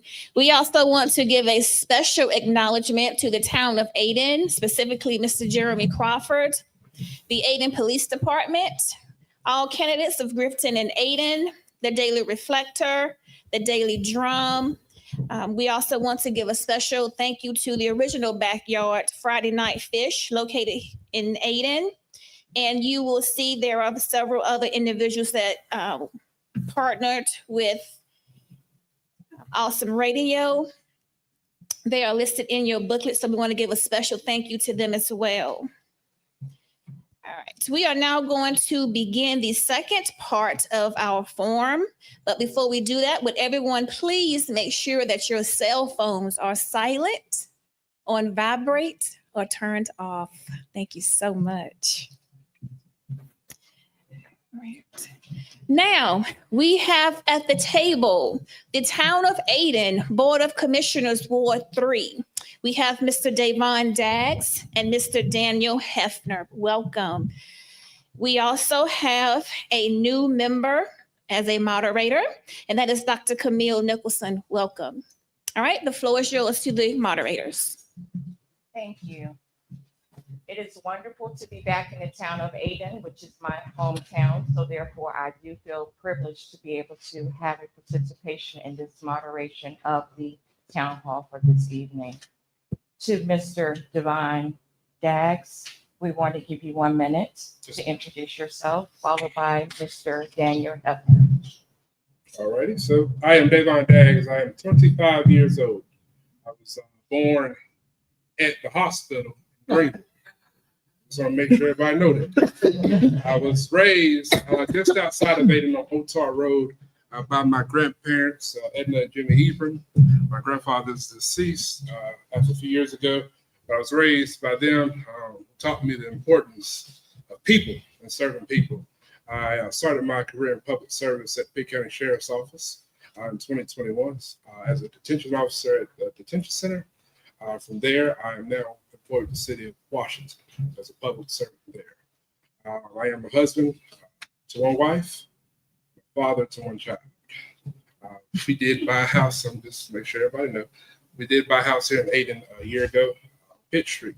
So I'm not at all hard to find. I'm not really a busy person. My number and address is public information. If you need anything, feel free to call. Thank you.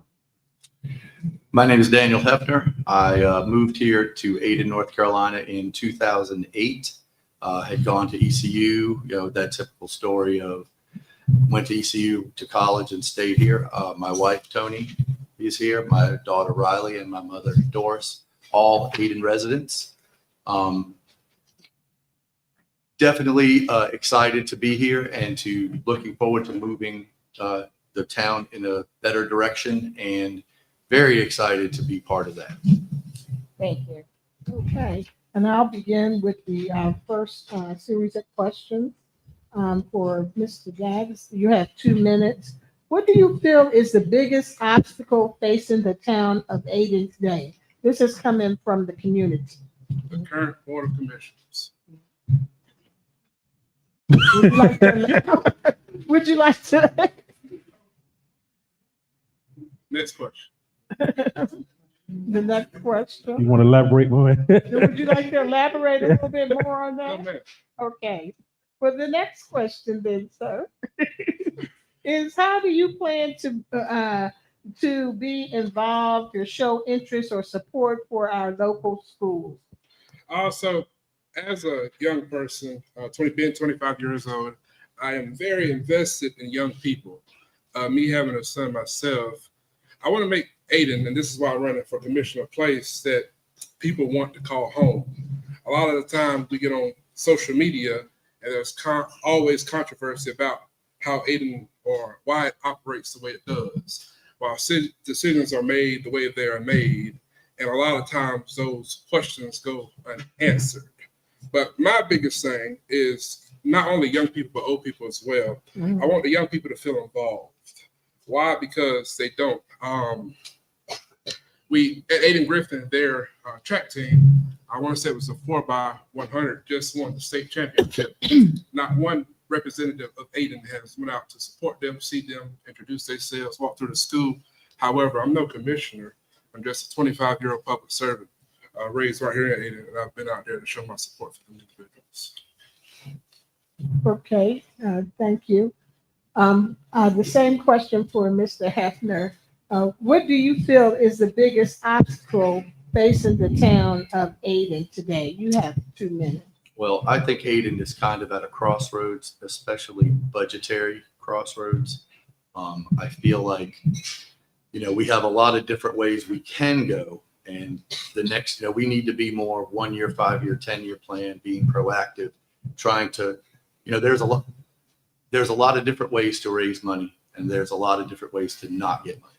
And we are really at the precipice of needing to figure out what direction that we're going. And I feel like one of the things that I do very well is I'm sort of a good buffer. I really bring fairness, and bringing people together, building relationships. And that's one thing that I pride myself on is, it doesn't have to be my way. It has to be the best way. And that's what I'm really going to target. But going back to the point of, finance is we got to get more lines in the water. We can, if we're going to try, we can try grants, we can try, raising money. We need industry. These type of things are going to be the backbone of us, or they're not. And this is the time to make that decision. Okay, thank you. Also, the same question as far as the school is concerned. A community question came in, and they were saying that there's a concern with the light bills, the water bills, but they feel as though our children, teachers, principals, bus drivers, etc., should also be a concern. So how do you plan to be involved to show interest or support for our local schools? Well, I, like Mr. Daggs, have a 8th grader who is in a middle school, so I have a vested interest in this as well. And, every citizen has a vested interest in our schools. Now, Ayden doesn't really make the decision on the schools. That's really a Pitt County Board decision. And so what we can be supportive, it's really, you're talking about community.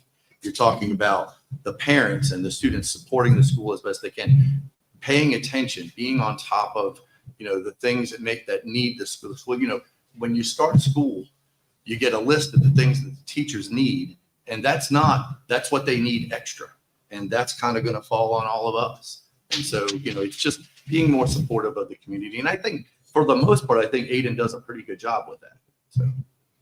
Okay, thank you.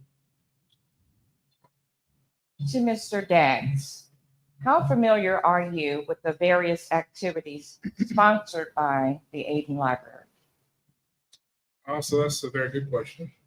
I am not very, I'm going to be honest, experienced with the various activities. However, I do keep up with the library, how it runs, what it functions, and what it supports. Most important. Thank you.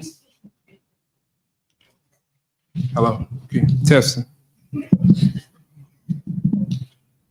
Would you like for him to repeat?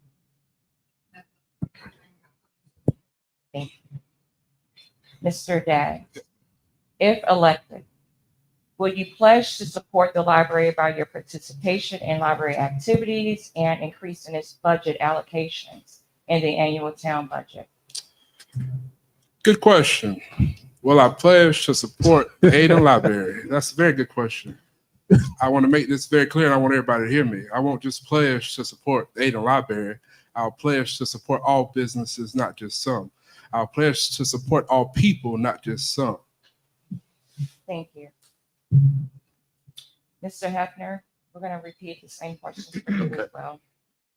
How familiar are you with the various activities sponsored by the Ayden Library? Well, I'm not going to say I'm the walking expert, but I do have a child who loves to read and uses the library. They used to do daycares and bring them in there all the time. So I'm familiar with the summer programs and stuff. And I also know that she is very on top of the tech of doing things that make the Ayden Library part of the whole system that, is and brings us all together on that. And so we're not really behind, like some people might think we are. Thank you. Second question. If elected, will you pledge to support the library by your participation in library activities and increasing its budget allocation in the annual town's budget?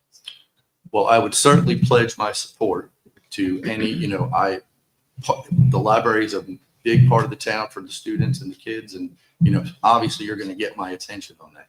But pledging my support financially, I'd have to have a look at the budget. I in my last comments, had already reiterated that the budget is tough and the budget is tight. So tough decisions are going to have to be made. And, without having those in front of me, I don't know that I could just pledge my support. Obviously, if there's more money to go, I would have no problem with that. Thank you. Okay. My question, we're going to start with Mr. Devon Daggs. Davon. Okay, I'm sorry. Forgive me, man. And my question to you is, and this question comes from the community, and you have 2 minutes to respond. How did Ayden allow the PCA tax to continue with no explanation? Ask the question one more time. Okay, the question comes, and again, this comes from the community. I'm not from Ayden, I'm just here. It says, how did Ayden allow the PCA tax to continue with no explanation? PCA. What is that? I have no idea, but just, do you want to move on to the next question or? I mean, I want to give it the What is the PCA tax? Somebody? validation it needs, but if somebody who wrote the question can tell me what that is, I'll definitely try to answer your question. I don't know what PCA tax is either, but. Anybody here wrote the Okay, I question? think someone has a hand up in the back. Okay.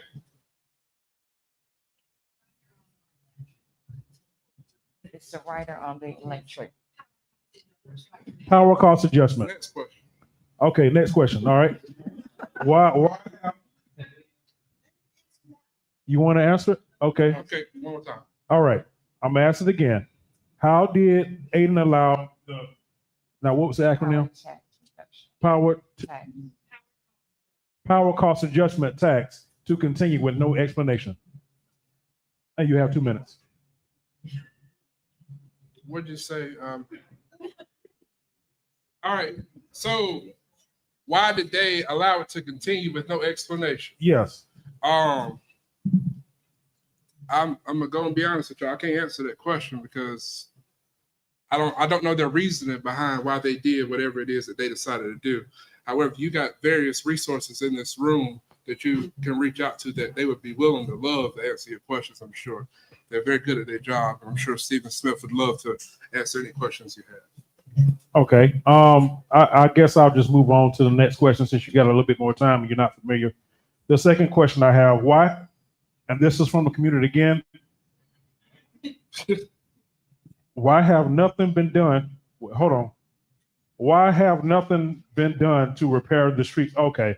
Why hasn't the streets been repaired? Let's just put it like that. So, that's a very good question. Why haven't the streets been repaired? Screaming and stuff, I guess. Say it again. I'm sorry. No, I was just, Okay. All right. So the town gets a certain amount of money a year, and that money is covered, let's say, a quarter of a mile to repair.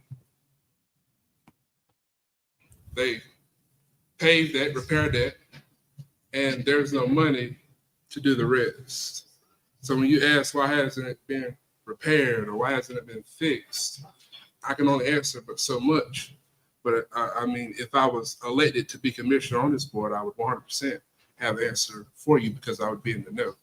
But I would encourage you to speak with your current elected officials because I can only answer but so much of that question. Okay, thank you for that. Okay, Mr. Daniel, I'm sorry, Hefner. That's me. You got a famous name, but I'll tell you the truth. You got all the money in the girl. I got the extra. Yeah, sir. All right, we're going to ask the same. I'm going to ask you to start off with the same question. You'll have 2 minutes to respond, or you can respond to the first part and then the second part of the second question. The first one is, how did Ayden allow the PCA tax to continue with no explanation? I think the answer to that would be to reach out to your board and find out those questions because, or, I mean, I'm not sure why. Right. And, I'm sitting on this side of the table trying to be on that side of the table, but at this particular time, I don't know. There could be a great reason for it, but at this particular moment, I am not aware. Okay. The second part of the question, I'm going to say it correctly. No. Why haven't we done enough to repair the streets in Ayden, North Carolina? Well, I live in Ward 3, and Ward 3 probably has the worst road in Ayden on Juanita. It is in bad shape. Now they're doing some work on there, building houses and stuff. So it's only going to get worse. And my assumption is at some point it's going to get better. But it speaks to a bigger problem, which is struggling infrastructure. I mean, we need to be able to start putting some money into our infrastructure, and that's a struggle. It goes back to my point about talking about the budget again. I mean, this is why Ayden is at a crossroads. I mean, we are barely getting by and we're growing. And that is a tough position to be in. As a realtor, I sort of came to this with, hey, growth is good. Growth is good. But growth sometimes, because you have to provide the services for that growth, isn't necessarily a great thing. We need bigger growth. We need, like industry or commercial, that's kind of what we need. But even that brings its own negatives and stuff. So that's why this is so important, because the powers that be are going to have to figure out a 5-year plan to get Ayden to where, like, we've got Grifton in here talking about how much money they got in the bank. We don't have any money in the bank. So let's figure out what they're doing in Grifton. That's right. Okay. Thank you. Okay. Yes, so Mr. Eds, I have a question for you. How will you work collectively, and you have 2 minutes, how will you work collectively with the current mayor, commissioners, and staff to improve town relations and community engagement, to increase transparency of town business, community improvement, and morale? A very good question. So there's nobody on the current board or on any board that can do anything by themselves. You can't vote by yourself and change nothing. You're gonna need support. You're gonna need help from ultimately your colleagues, which are the other commissioners. But when it comes to community relations, one thing that in the law enforcement community that they do to bring out, the residents, is coffee with a cop. I don't know how many of you are familiar with it, but I actually got to go to one tomorrow. They're doing things, they're having these events so they can and give the opportunity to the residents to come, hey, talk to me, what's on your mind? So if Ayden could somehow figure out a way to have some type of event or a community fun day or get out and walk. Ayden is not very big, but I walk. I've been walking during this entire campaign, knocking on doors, and if I ain't got to your door, wait a while, I'll get there. But I can say this, it's important because not once have I walked and there hasn't been at least 15 neighbors or 15 residents out in their yard doing something. So it's important that you find a way to talk to these residents, to get involved with these residents, to let them know that, hey, there is an option for you to come, have your say so, and help us be better.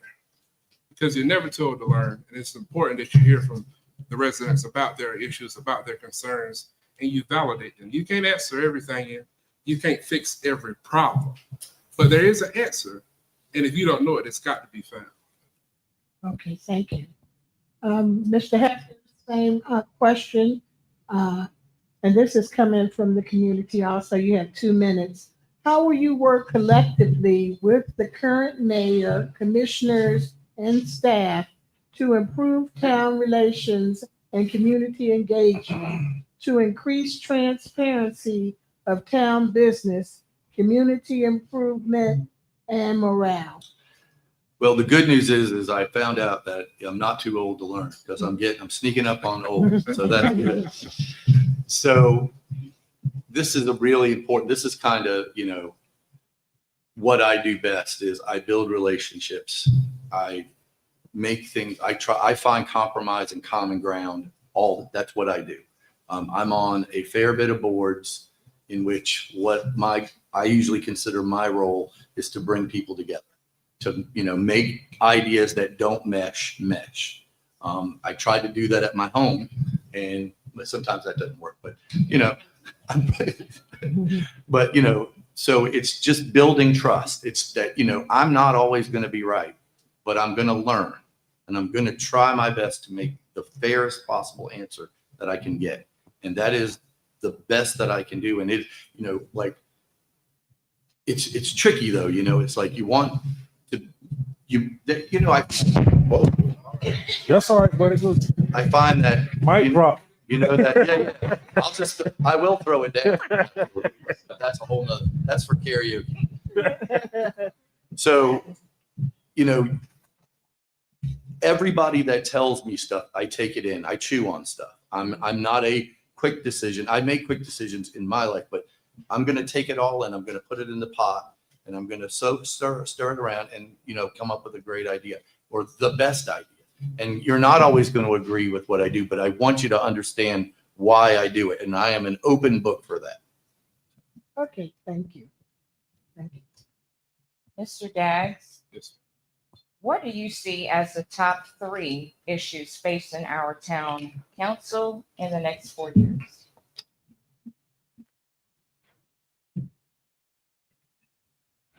Very good question. Top 3 issues facing the town council in the next 3 years. Well, I definitely think it's there are currently 2 commissioner seats that are up for re-election. And then 2 more years, there'll be time for another re-election with commissioner seats in our mayor seat that we have. So it's most important that you get to know those people, get to know your candidates. Because if you continue to vote for the same, you're going to get what you vote for. I just want to say that as plainly as possible. You continue to vote for the same, you're going to get what you vote for, but yet again, it's the same issues and the same problems year after year after year, but yet you continue to vote for the same thing. So how can we get change if we vote for the same thing? Thank you. Mr. Hefner? Yes, ma'am. Same question.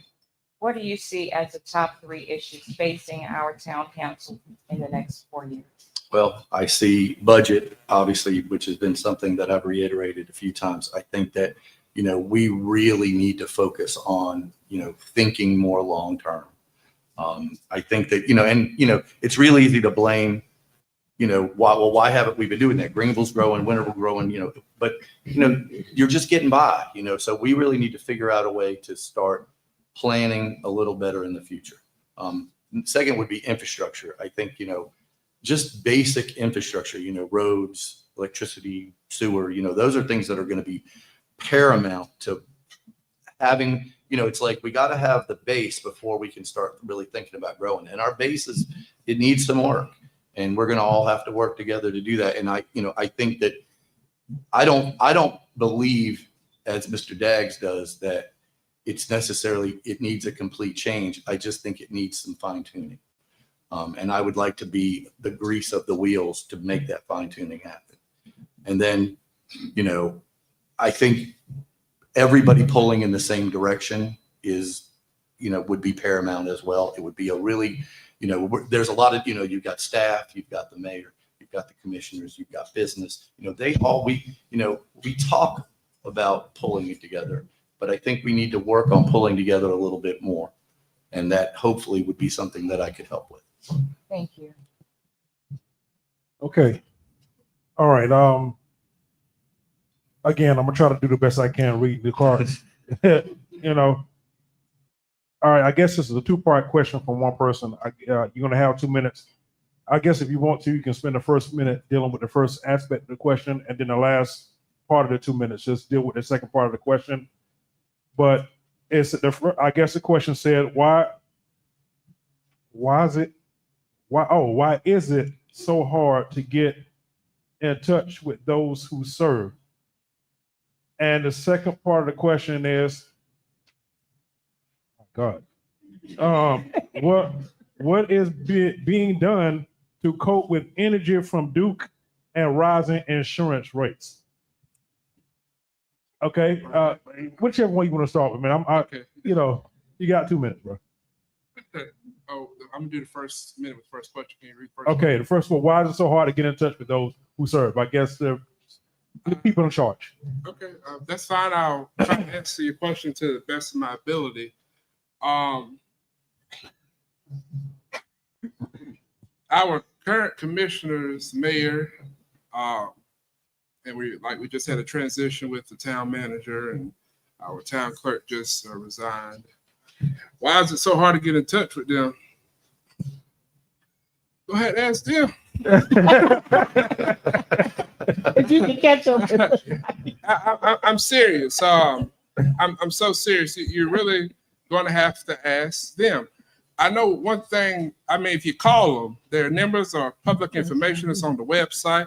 Their addresses are public information. If they don't answer the phone, go by the house.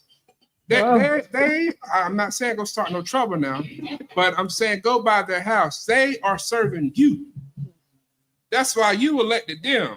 They didn't elect you. You elected them. They are serving you. It shouldn't be hard to get up with them at all. I'm just going to be honest. I mean, it's sad, but it's true. It shouldn't be hard to get up with them at all. They are there to serve you, help you, provide for you, and answer your questions. That's right.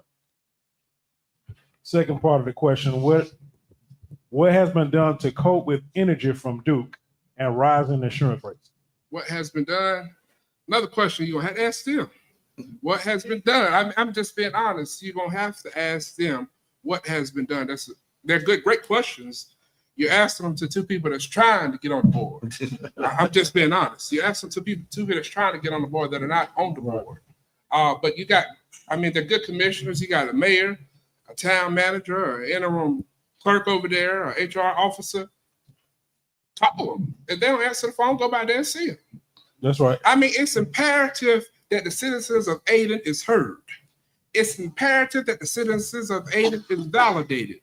It's imperative that their board of commissioners know that, hey, we are listening. We are here for you. We are here to serve you. Yes. Okay. Thank you for that. Okay. Mr. Daniel Hefner. That's me. Okay, again. Man, you're going to have to hit that last name again, man. My goodness. Okay, the same question. You have 2 minutes. Why is it so hard to get in touch with those who serve? And the second part of the question, what has been done to cope with energy from Duke and rising insurance rates? Well, I can't speak for why it's so hard to get in touch with them, but I can guarantee you that it would not be hard to get in touch with me. This is sort of a funny question to me. Okay. I ran for mayor a couple of years ago, and in my big speech that I gave, I talked about I wanted to set up a time at the town hall where a couple of times a month I would just make myself available. I would provide an hour in the morning once a month and an hour in the afternoon once a month. And I got so much flack from that comment because the people taking shots about, oh, you're just going to be available 1 month, but at least you would know twice a month I was going to be there, sitting there waiting for you to speak to me. So I'm all about transparency and making myself available. So that's, all I can do is guarantee you my time. All right. The second question is, those are not questions specific to Ayden. Truthfully, I'm a real estate agent, and insurance going up. You guys don't even know it, but insurance is going up again, like bad, like over 20%. It's going to be bad. They are canceling insurance. Like at the beach, you bought a beach house, now they don't have insurance anymore. So insurance is a humongous issue, but it's not specific to Ayden. It's just a problem. I don't know that I'm going to be able to fix that. I'd love to be able to fix it, but I'm going to be paid it just like everybody else. And what about the energy part of the question? Well, the energy, they're kind of inlaid in each other. I mean, now energy is specific to Ayden in the fact that Some people, we really don't have high energy bills. What we have is high sewer bills. Yeah, but they're all on the same bill. So you look at the bill and you go, oh, it's not, again, not specific to Ayden. And so we do need to work on that, but I'm just a lowly guy trying to get by. I got to pay the increased taxes and the increased water just like everybody else. Okay. Mr. Daggs, I have another community question, and you'll have 2 minutes. And this question says, will you support budget financing for yard maintenance in Ayden for unkept yards and upkeep for Ayden-owned buildings? For example, community building, museum, et cetera, with the lights, the roof, the repairs, floors. Could you repeat it one more time? Will you support budget financing for yard maintenance in Ayden for unkept yards and for upkeep of Ayden-owned buildings? For example, community buildings, museum, as far as lights, roof repairs, and floor repairs. Very good question. So, will I support budgeting for yard keeping? If it's Ayden property, it's already in the budget. It should be kept, not just when the College Festival come around, but year round. There's no reasons that you should just be edging the curves and cutting grass when the College Festival come around, but year round you got grass all over the sidewalks. So let me tell you why I'm talking about it. It's because I walked through and seen it. However, now when it comes to private property, I'm very big on you buy it, you take care of it. You treat it like it's your own. I mean, you don't want nobody, I'm just speaking for myself. You're not going to come to my house and see the grass growing up on the side of the house. You're not going to come see weeds. I take care of it regularly and routinely. And if I can't get to it, I'll have my man come cut it for me or take care of it for me. But as far as budgeting for personal property, I don't think that Ayden should be responsible for your personal property. However, I do believe in code enforcement. I'm not sure if it's the police's job to enforce code, but I work for the city of Washington, and we have a code enforcement officer. So therefore, you should be 100% held liable and kept accountable to keep up your yard. Why? Because Ayden is a place that some people call home and a place that some people want to get away from but can't. And ultimately, I want to be a commissioner I want to be a commissioner at Ayden to a place where people call home, to a place where people want to come. People just don't ride through Ayden during the College Festival. I got so many phone calls about the sidewalks being edged and it looking good, but yet it's not kept when the College Festival's gone. But now with the trash, and I know my time's about to run out, but I believe they say I got 30 seconds. So I know with the town turning over its resources with trash, they've allotted more personnel to lawn care and highway and not highway, but more so town property management. So maybe with those resources there, they can 100% take care of the town year round and how it looks. Okay, thank you. And same question. We got to do closing statements. Oh, we're doing closing statements now. Okay. I don't get a chance to answer that question. No. Well, Hold on. 30 seconds. I'm dying. Yeah, we're gonna give you 30 seconds. Yeah. I would really like to answer that question. Okay. Thank you. Okay. So whoever asked that question knows a lot about Ayden, because this is a really difficult question. We are cutting somewhere approximately 40 yards that add up to somewhere. I'm going to tell you a number, but it's like $20,000 or $30,000 a year because the people are not upkeeping themselves. But if you just let it go, there's neighbors and stuff that, this brings crime and critters and, everything that, and so, but what do you just leave it? If you just leave it, you can't put a lien on, well, you can put a lien on the property, but if you're going to foreclose on your neighbors, because this is a really tricky, it's probably a 51-49 both ways. This is not about what the town does. The town is paid to do their part. This is about what do we do? Are we going to enforce laws on our neighbors or not? And that is such a hard, I don't have the answer. I do know that we're doing it. And I know that a lot of people, this is a line for the board right now on, do we keep doing this or not? And, this is why these decisions of who's sitting up here is really important, because there's 5 people making this decision, and this is a money decision, and it either gets done or it doesn't. And it's a hard call. I mean, not every decision is the decision you want to make. There's tough decisions that have to be made. And, this is really, I mean, it sounds small. It's like 40 yards. 40 yards is a lot of yards to be cutting. So he spoke of code enforcement. We do have a code enforcement person who I've sat down with and talked about this very issue. And their hands are kind of tied, because do you not do it or do you do it? And it's a hard call. It really is a hard call. So I appreciate you letting me talk on that. Okay, thank you very much. We'll have the closing statements, and you'll have 1 minute each. Start first. You can start there. All righty. So again, I'm Davon Dax. I'm 25 years old.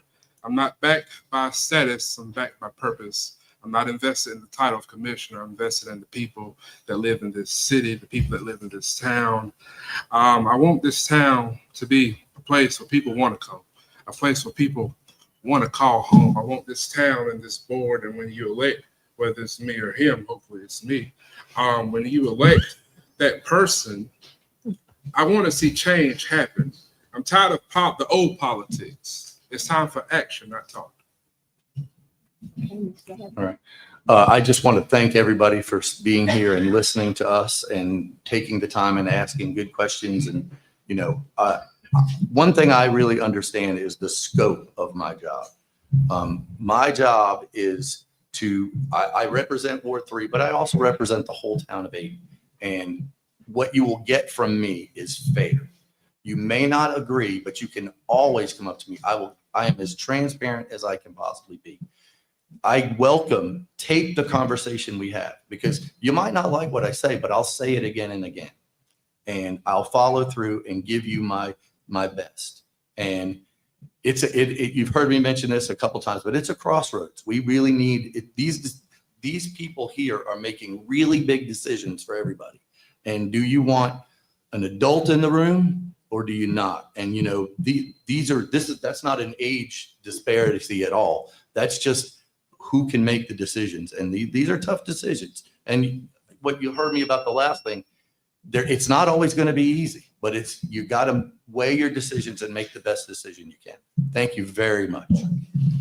All right, thank you so much. You have heard from the Board of Commissioners, Ward 3 candidates for the town of Ayden, Mr. Davon Dax and Mr. Daniel Hefner. Let's give them another applause, ladies and gentlemen.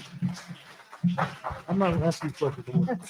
We are now going to transition to the candidates for Board of Commissioners, Ward 4, town of Ayden. Mr. Johnny Davis, who is the incumbent, would you please take the table? Ms. Kimberly Joyner and Mr. Josh Richardson.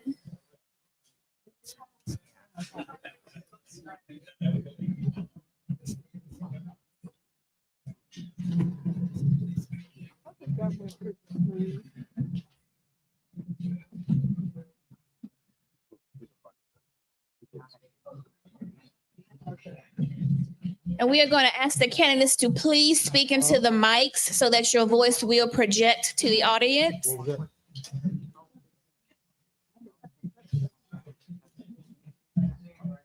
Okay, so we do one more question. I got you. Right. All right, we are ready to begin with the second portion of the town of Ayden, Board of Commissioners, Ward 4. Moderators, the floor is yours. We thank you for allowing us to be here with you on this evening. We are joined by Johnny Davis, Josh Richardson, and Kimberly Joyner. You all have 1 minute apiece for introductions. Mr. Davis, we should start with you. I'm Johnny Davis. Most people call me Coach. I was born and raised in Kinston.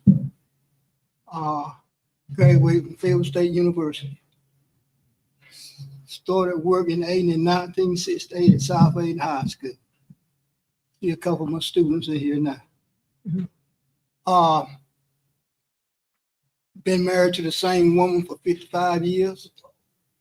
Got 3 children and 5 grandchildren. Spent most of my adult life here in Ayden.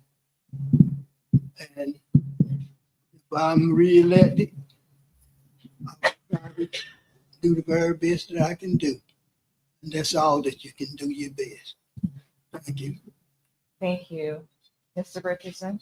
Hey, Josh Richardson, 38 years old. My wife Brittany, my 7-year-old son Brantley is here, and Emmy, my daughter Emmy Kate's 5. Born and raised in Ayden, lived here all my life. I love Ayden, and I love Ayden citizens. And I'm running because I feel like the citizens have been forgotten about, and that I want to be a voice to try to help bring things back to the way Ayden used to be, and improve people's quality of life, investigate some questions I've got into some different things that's been going on, and hopefully make Ayden a better place to live. Thank you. Ms. Joyner? Hi, I'm Kimberly Joyner. I'm 50 years old. I am the daughter of Mr. Robert Joyner and Joan Joyner. My father was superintendent of electricity in Ayden for over 35 years, and a volunteer fire, part of the volunteer fire department. My mother was a business owner in South Ayden for over 10 years. So I have a legacy to kind of stand behind. And that gives me the drive to come up here and put myself on the platform today. I have 3 children, Brooklyn, Kareem, and Zion. I'm also an advocate for family, building family relations, making Ayden that family, that place, that family you want to raise your family in. And I also want to be the voice for the voiceless. I want to put a platform out there that you can come and talk to me at least once a month on that Saturday that I want to dedicate myself to, a second Saturday, right after we have our meetings on Monday. So it can be fresh on everybody's mind. Thank you. Okay, I'll begin my questions for Ward 4. And we'll begin with Mr. Davis. What is your long-term vision for the town of Ayden? And you have 2 minutes. Well, my long-term vision for the town of Ayden, just try to make it a better place to live. I don't think it'll take me 2 minutes to answer that. But, you got to treat people right. I've been on the board now for 8 years, and it's been really an experience because government is a very slow process. You got citizens. It's all about you. It's all about the citizens. You can't please everybody, but you try to do the best you can do. People gonna talk about you, but that don't bother me because I taught and coached for 50 years. And you think they didn't talk about me? That's right. But it don't bother you. You just do the best you can do and let them talk. That's all you can do. Okay, thank you. And Mr. Richardson, we have the same question for you. What is your long-term vision for the town of Ayden? 2 minutes. My vision for the town goes back a little bit about the history of Ayden, and a lot of people that live in town now aren't from around here, don't realize this, but Ayden zip code goes from Willow Green and Wilmsville in Greene County all the way to Calico. And it's almost larger than the city of Greenville. The people that live in that area consider themselves to be from Ayden. They tell people that they're from Ayden. They come into town and spend their money in Ayden. They eat breakfast in Ayden. And unfortunately, they don't get a vote on anything, on any matters, things that happen in city limits.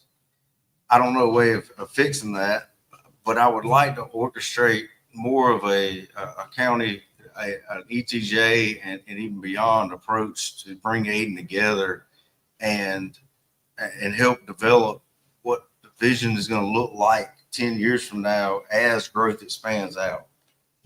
Thank you. Okay, thank you. And Ms. Joyner? Can you repeat the question? Yes, I can repeat the question.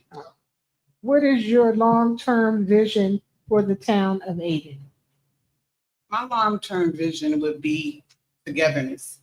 We have to come together if we're going to change things in Ayden, and we're changing. But to build strong relationships towards the commissioners, the residents, I believe that if you build strong relationships and we have respect for each other, we can get some things done. And that's not an overnight process, but it's a process that can be made. And I'm dedicated to doing that. I'm willing to put myself out there to build these strong relationships with the residents, along with my constituent. Well, if I am commissioner, I would like to build those strong relationships so we can come to the table, even when it's a difficult situation, we can come to the table and have a solution to the problems. So it's basically hearing each other and respecting each other's values. Okay, thank you. Mr. Davis, my question is on economic development. How do you plan to support local small businesses that are already here? Well, every time you go there and buy something, you support them. We don't have that many local businesses here. That is one of the things that we need, Talking about affordable housing, we need affordable business so we give people jobs. I don't know if y'all know or not, and it might not be right, but most of the people who live in Ayden don't work in Ayden. A lot of people here works in Greenville, and we got an economic developer as part of the town board, but you just got to keep trying. You just can't stop. You got to keep trying. Whatever it takes to get the job done, that's what you got to do. Thank you. Mr. Josh Richardson, the same question. Can you repeat it, please? Sure. How do you plan to support local small businesses that are already here? Businesses are already here. Most of them are going to be in the downtown area. Not all of them, but most of them. And we've got to focus on revitalizing downtown and cleaning it up. Number one, the infrastructure and the roads are terrible right now, but we got to make downtown a place people want to come and make it a destination like it used to be for everybody from Snow Hill to Washington. They used to come to Ayden to do things, and our downtown is really falling apart. And now there's some things on the rise that everybody's working toward, but that's the biggest way you're going to support the local small businesses by revitalizing our downtown. Thank you. Ms. Joyner, the same question. How do you plan to support local small businesses that are already here? Making it vocal, sharing, letting people know that we have businesses in Ayden, that you can come and spend your money at. Sharing that with your neighbor, when you're in the grocery store, when you're outside of Ayden, letting people know that we have things going on in Ayden that you can come and you can enjoy yourself and also spend your money. I'm one that like to talk. So I would like to be able to share with others what's going on in Ayden, be it by the internet or just person to person. Thank you. Okay. My question is for Mr. Johnny Davis. I guess it's just a general question, and you have 2 minutes as usual to respond. Some candidates say their town needs change. How do you think you can make these changes? And what is your plan specifically to change what has already been done that you may or may not think is so bad? In the first place, this town don't need change. Ayden's a good place to live right now. You know, it changes from week to week, from year to year, but it's a fine place to live. So what I say is, if the people don't like to live in here, they need to move. To be frank with you, it's a good little small town. When you get older, you can talk like that. When you get older, you know? No, it's what it's meant to be. We got about 5,000 citizens here. It don't need to be 6,000. It don't need to be 2,000. 5,000 is large enough. And we don't need a whole lot of building mess going on because we've got enough just take care of what we got right now. And that's the way I feel. If y'all know me, y'all know I'm telling it like it is. Thank you, sir. Okay, Josh Richardson, same question. And again, you have 2 minutes to respond. Some candidates say their town needs change. How do you think you can make these changes? And what is your plan specifically to change what has already been done that you think may or may not think is so bad? I'll be honest with you, Coach. Personally, I feel I would like for it to stay just the way it was. I would like for my kids to be able to grow up the way I grew up in the. But I'm smart enough to know that if you don't have some type of growth, you're going to stall. You're going to stall the economy and your tax base, and you'll eventually end up dying out. And so you got, it needs to be healthy growth. It needs to be strategic, but and we don't need overbuilding. We don't need building over things that are not correctly planned for. But we need strategic growth that helps sustain the tax base to serve the citizens in the community. Okay, now do you have the question was, do you have a plan specifically yourself to contribute to that? So that is the plan. Oh, that's your plan. Okay, all right. Just making sure I'm clear. The plan is develop a strategic approach. I got you. To plan for healthy development, healthy growth. I got you. Could I say something? I can tell you, I got 44 seconds. I can tell you what really needs to be changed here is utility, those light bills. Well, we just will get to that down the road. Okay. That's what needs to be changed. Okay. Thank you. Thank you both for your responses. Kimberly Joyner. Okay. Same question. Again, as usual, you're going to have 2 minutes to respond to this question. Some candidates say their town needs change. How do you think you can make these changes? And what is your plan specifically to change what has already been done that you may or may not think is so bad? So change is inevitable. It's gonna happen. Days change, minutes change, seconds change. It's like you're supposed to be in at 9 o'clock. It's 9:15. But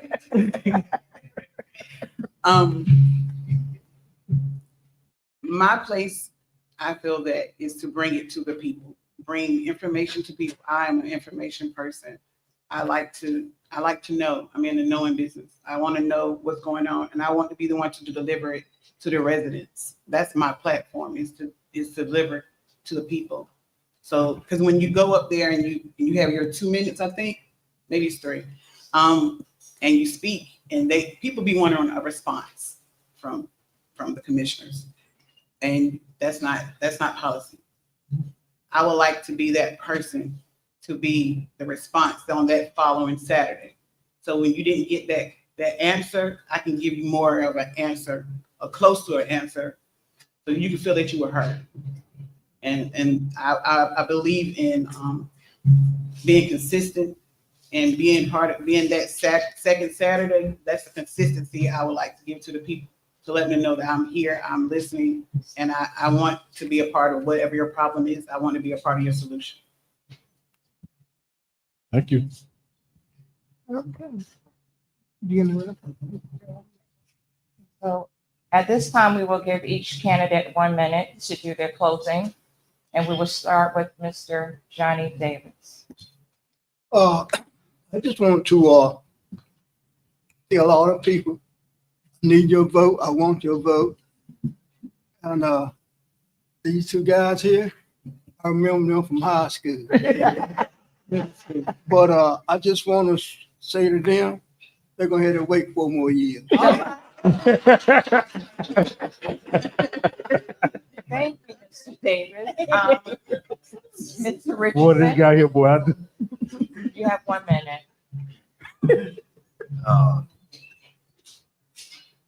I'll start with, I think the world of Coach Davis. He taught me in high school, and Kimberly's family, Mr. Robert and Mr. Julia, Mr.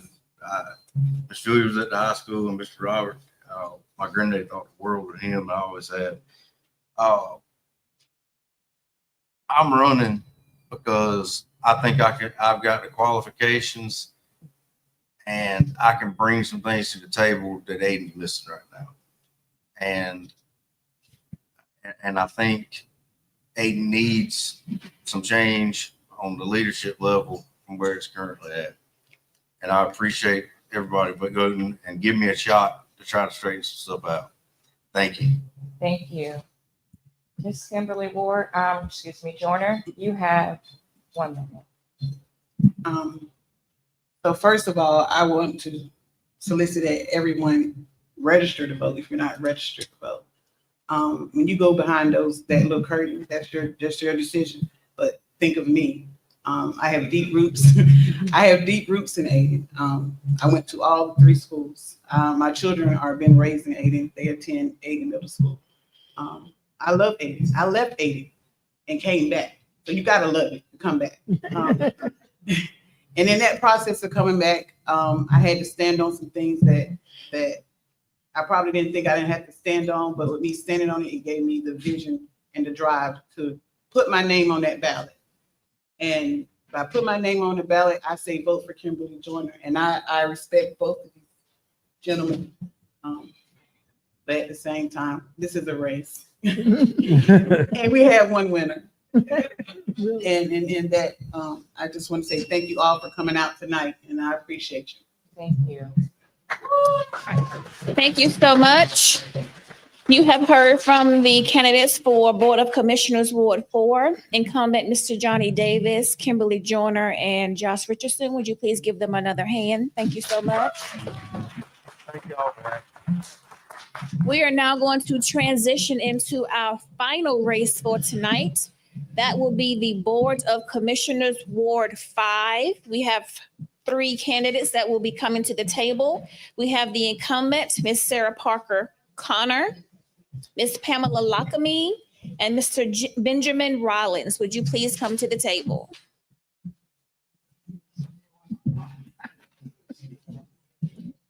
While they are making their way to the table, I want to remind everyone that on October the 2nd, we will be hosting our second forum in Winterville at the Winterville Town Hall Assembly Room that's located at 2571 Railroad Street in Winterville. That will begin at 7 p.m. The meet and greet will be at 6:30, so please come out and join us. All right. Are the moderators ready? Yes. Opening statements, 1 minute each, beginning with Sarah. Sarah Connor. Good evening, neighbors. My name is Sarah Parker Connor. I'm not going to tell you my age. I probably lived in Ayden for over 50 years. I'm married to Frederick Odell Connor, who is a Vietnam disabled veteran. Together, we have 2 children. We have 5 grandchildren. They keep me inspired every day. I gained my professional experience with the city of Greenville, where I have over 31 years of experience. I received a Bachelor of Science degree from Mount Olive University. Now I am present a commissioner for the town of Ayden, Ward 5. I'm active in the community. I serve on various organizations such as Alpha Kappa Alpha Incorporated. I'm a deaconess at my church. I am a member of the Forbes Code of Command, which is a service organization. Former member of Opera. Yes, 1 minute. Yeah, 1 minute. It's Pamela Lockamy, 1 minute. Hi, my name is Pamela Lockamy. I live on Park Avenue in Ward 5. My husband Eric's in the back there, and my lovely daughter Candace. She just moved back to Ayden last year and is about to give me a grandbaby. Most of you know me from Facebook probably, or Coltrane Hardware. We're opening the garden center. Before I decided to make that journey, I spent the last 12 years in finance and operations on the back end of banking, a couple years in accounting, managing accounting team. Before that, I had about a decade in retail management. And I have been here my whole life between Greenville, lived with my grandparents a lot here in Ayden, and then with my mom in Greenville, and moved back here 4 years ago when I wanted to buy a house. I wanted to come home, and Ayden's always felt like home. Thank you. Okay, we can begin our questioning and with Ms. Sarah Parker Connor. I would like to ask you a question from the community. What do you feel are the top 2 qualifications to serve the people? You have 2 minutes. To serve people. First of all, you should know what your job description is. You know once you know what your job description is, you have to be able to work with others, not do things your way, to obey the laws, the rules and regulations, and know that you can't necessarily satisfy everybody, but you have to give it the solution to the best that will be benefit not only you, but benefit the most people that are concerned. Okay, thank you. And the same question for you, Ms. Lockamy. What do you feel are the top 2 qualifications to serve the people? You have 2 minutes. Yeah, I think getting out and talking to the people, learning about the people. I think if you don't already have that and know what the issues are in town, you don't need to be on the board. You've really got to get out there and talk to people. I am on various boards, just like Ms. Connor, working with people, and that's how you get to know what your job is going to be, because we're working for them. We are serving our neighbors. Another qualification I think is, having that, not just the knowledge of what your job would be. I echo what she says, but the willingness to learn and research. Because I think, as Devon said earlier, there's been kind of a stagnant on the board. And I think there's a lot more that we could do and learn as commissioners. So I think, diving deeper into that role and researching it is what's really going to help us. Okay, thank you. Ms. Sarah Parker Connor, question. Ayden is facing ongoing infrastructure challenges for roads, water, sewer, broadband. What are your priorities for infrastructure improvements? A lot of people might not know, at one board meeting, we voted to appoint a commission to study our drainage problem. This will consist of members from each board, along with a member from the ETJ. This will also consist of expert people in the community and other officials that will know a lot about infrastructure and things of that nature. Once they get the information, gather the information there to bring a report back to the board. That way the board will look at the information and we'll try to come up with a plan to that will be for the betterment of the town. Thank you. Same question, Ms. Lockamy. Ayden has an ongoing aging infrastructure challenges from the roads, water, sewer, and broadband. What are your priorities for infrastructure improvements? Yeah, all of those things are priorities, really. It's a matter of prioritizing them. And along with our finance issue, as Daniel spoke about earlier, we have a major finance issue in the town. I do want to say that it is her board idea that she came up with, I believe it was either last year or earlier this year, was a great idea, but it's not happened. We've not heard anything about it. Where do we sign up? It's not happened. And it's been over 6 to 9 months since that idea was presented. And we've got to get boots on the ground. If people know me with the nonprofits I work with in town, I'm boots on the ground. There's dirt under my nails and I'm getting it done. And that's what we need from these people that are working on our board. And I believe that with infrastructure comes, working with engineers, reassessing, like she said. We need to look at the stormwater issues are major, which is a problem with it. Helps with the problems with our roads as all of the flooding that we have. And we have, and this is nothing with the current board. This is years ago. This is decades ago of closing down and diverting drainage to build and develop years ago, developing on top of our watersheds, things like that, we've got to fix those issues. We have to get up with engineers and figure out how do we fix this, and then we can continue to develop.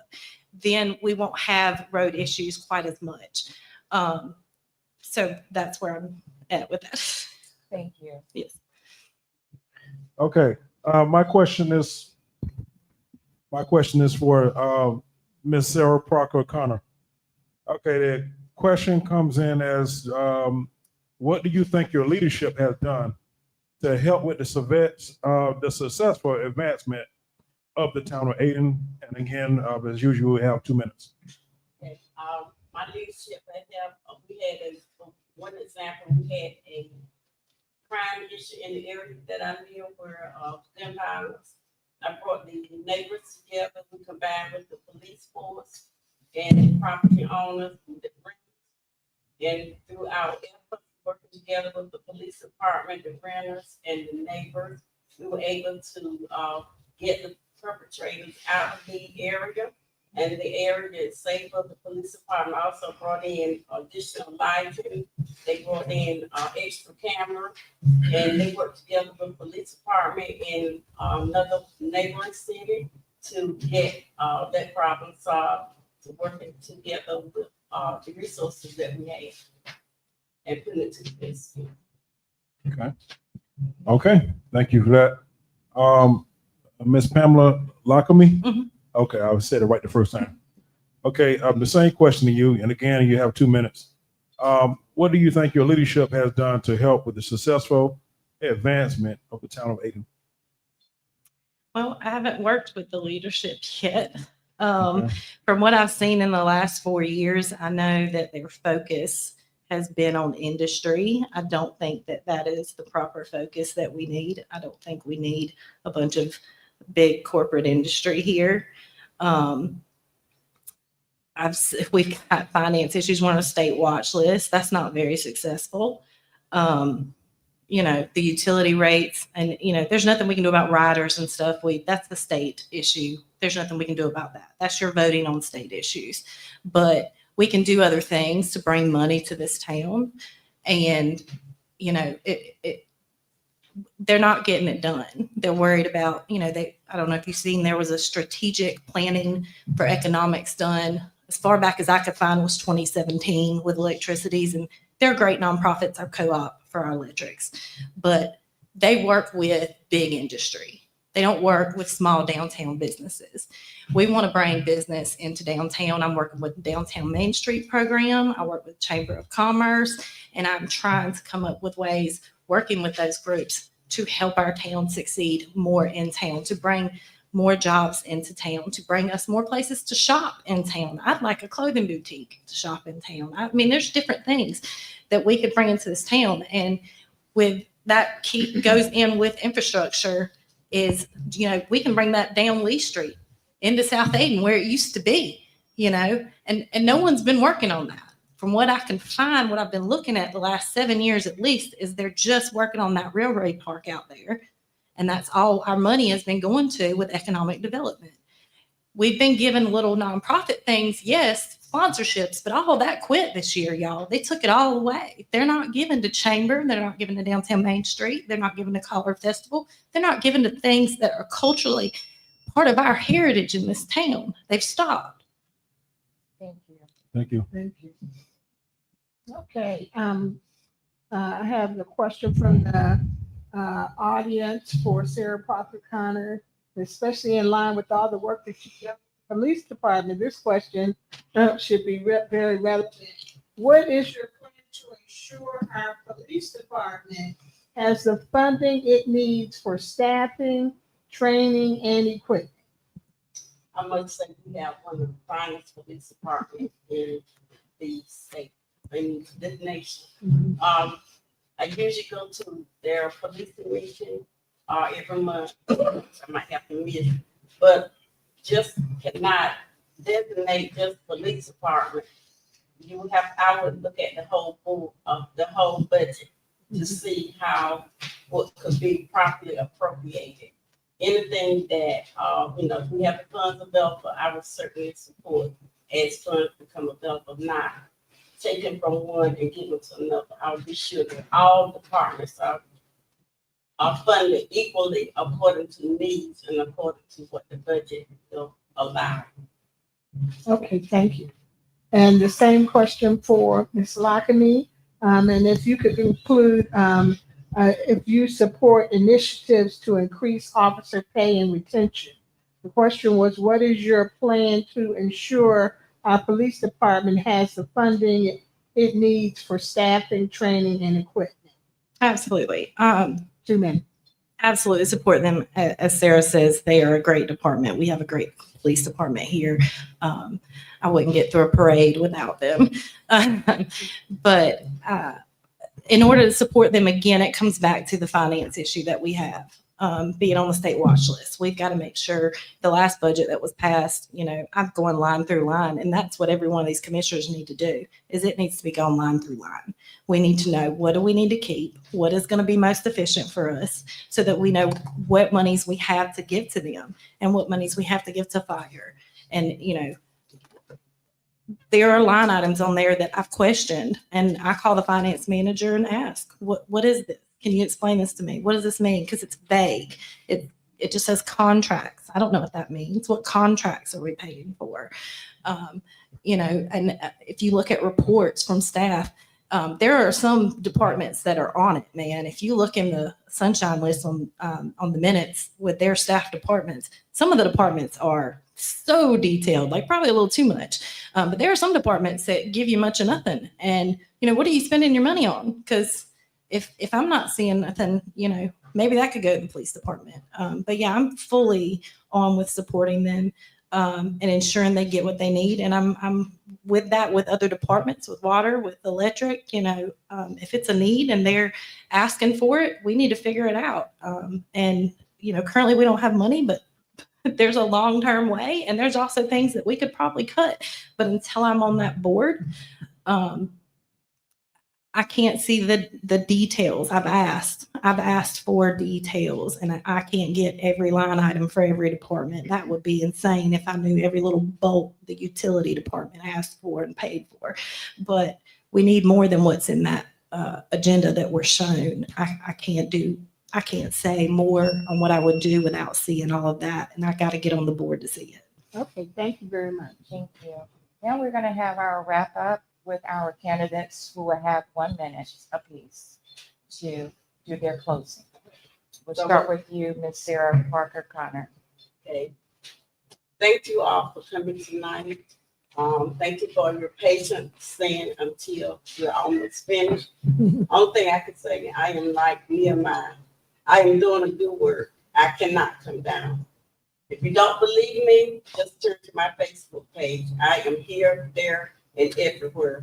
Someone said that you cannot get the commissioners. Call me. My husband, if he was here, he would testify. Call her, I call her. I'm there. I'm there. I'm here, there, and everywhere. Some people say they don't see how I do what I do. I try to keep abreast of the latest. I attend the legal municipality classes whenever I have a chance. I am trying to keep up with the latest. I talk with local, state, and federal officials trying to get funding and needs for the town of Ayden. It's my passion. It's my heart. So when you get in that booth, remember Sarah Parker. Thank you. Ms. Pamela Lockamy, 1 minute. Yeah. So Ayden's my home. My family's had deep roots here. I'm running because I believe our town deserves leaders who are transparent, accountable, and forward-thinking. Right now, we're still on the local government commission's watch list. That means every dollar matters. I'll fight for smarter spending, plain language budget updates to you guys monthly. Stronger reserves so our town is financially stable because we need it. Our utilities, I'm going to push for efficiency. Rising costs hit us and they hit our families and our seniors the hardest. And on economic development, I'm going to work to bring growth that supports our small businesses and keeps our money local. Most importantly, I'm going to meet citizens where they are, whether that be on Facebook, whether that be in my store, whether that be at town hall. I'm going to be here and available to you, and I'm ready to serve. Thank you. Thank you. Thank you so much to the incumbents, Ms. Sarah Parker Connor and to Ms. Pamela Lockamy, our Board of Commissioner Ward 5 candidates for the town of Ayden. Let's give them an applause. Thank you all for being here tonight. This will conclude the Ayden Grifton Forum. Please join us on October the 2nd in Winterville, and please take a moment to scan your QR code to give this a evaluation. Thank you all so much. Good night. How you doing? All right.